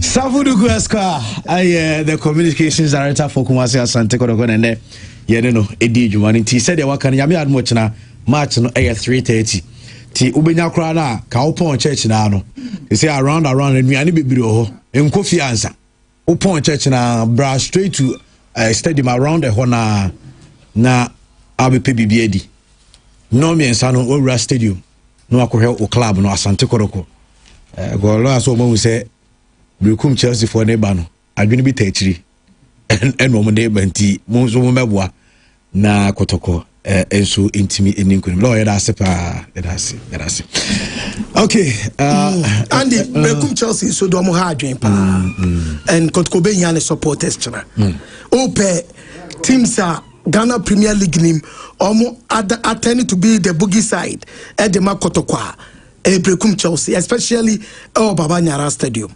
enti ochina uni excuse so the bet na fie so ye Kotoko supporter because se Kotoko be league na home games no very very important enti so ye supporter na wo tena fie only reasons to criticize the team say they no muntimi share because they will need the supporters to win Ochina game no a team no ya adwen o ya Kotoko supporter nkwan dia Ochina also Baba Yara Sports Stadium mirase per frimpon ya brede enya so anesa na menim say nyame admo Ochina say na Ghana Premier League show be baso and they had to focus match has ne wo United okay nti e be hwemonim but happy birthday to Super Bon Dede of a super Friday in Tufo Fashion Monday And then super baby. Hey, Chief Tia Pat. Yeah, man, senior man, so my brother. Oh, better to Pat is your Tia Pat. Who's on Takwa has near, you know, media man. No, Takwa, I say yes. Senior man, no, for super. Yes, Brigadier Papa Kondubia Papa. I'm watching Super. Happy birthday. And that's only in 24 weekend Saturday. Every Monday Super. Happy birthday to you, Nyankopon Shaupa. Saso and Mario. Ewo Tetewe. Mario of Mario Motus. Mario and so birthday. The another damo bust. Mario no any birthday crana. The ultimate and nasa Mario birthday. Mario from Tetewe members Nina almost and we show a special happy birthday. Mario no. Bantuma Kwabi Chief. So and akwasi apiaba frimpon and your birthday we free unu Joan se Joan kakra kra o se Joan kakra pa Osakra yere GB okay. Awazi, happy birthday to you. And we also say happy birthday to ABN Memphis. Our Franchu Bronco, ABN Memphis, and your birthday. Yeah, we show so a happy birthday today. Nyankopo inshallah. Me yonko ba konso me bra me bibia was also ye ardent listening on for show ni agro. Your friend Thomas Enin Boateng is ono so nyame ayadom ne nsa to bi so. Enti nyame adom a Kosia Debe, and now what you watching a week 18th January. On also name Madame Grace Bema, a cabin, so you didn't work. I was born a year Gravinia Hotel, and no bank Caterpillar man. I said B5 for 19. Yamia Doma, in Yavakujan, 12 p.m. Najumedi Nasha Sinti, as I could to Italia Mono, come upon a Messomede Fishe, a question me, and to part of me, Sana Dodona for yet more cast, a quarry site oil born. Yamia Domone, a year Grace Bema. Warranty part of me, congratulations in advance. In never be tawachi, na bibia so akoso. Okay.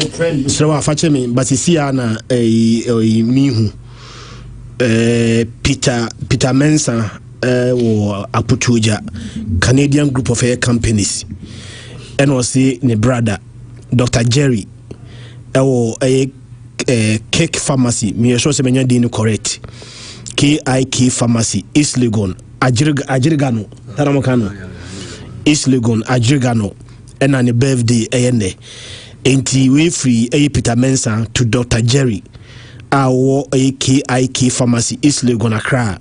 Unianesi young we show a happy birthday from Peter Mensah. Okay, young fancy wahana, young sorry, my bishop, I met to also Yamasi. Somebody a boy, Juma, and don't forget, Ghana Premier League matches no ebe kosunti ne.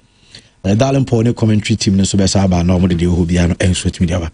What is Christian and Kawate Maxwell ka BYT wote ne ka Darling Pony so wote ne ka Jacob Atwusebe ne production team ni na enso eboa kama. Me the Andrew so usu obetia from Andy Cass. Let's have a wonderful weekend and stay blessed. Nyankopon enka ye nyina ye ho. Mamenchia eye me director ba ko.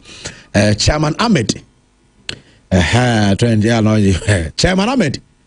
Chairman Ahmed ewo maso chairman ma yenchiao pa oni team ni nyina oni guys ni nyina ye chiam pa Chairman Ahmed na iguso anso ye twen we say no Chairman Ahmed nyankopo enka hono nchiao pa right yemfansi ye be sanso ahia na ye ohubia no ye de ni nyina wonsem enso media ba ebe ko dia ambitious na eba beto aso na chese bibia enso etimi aye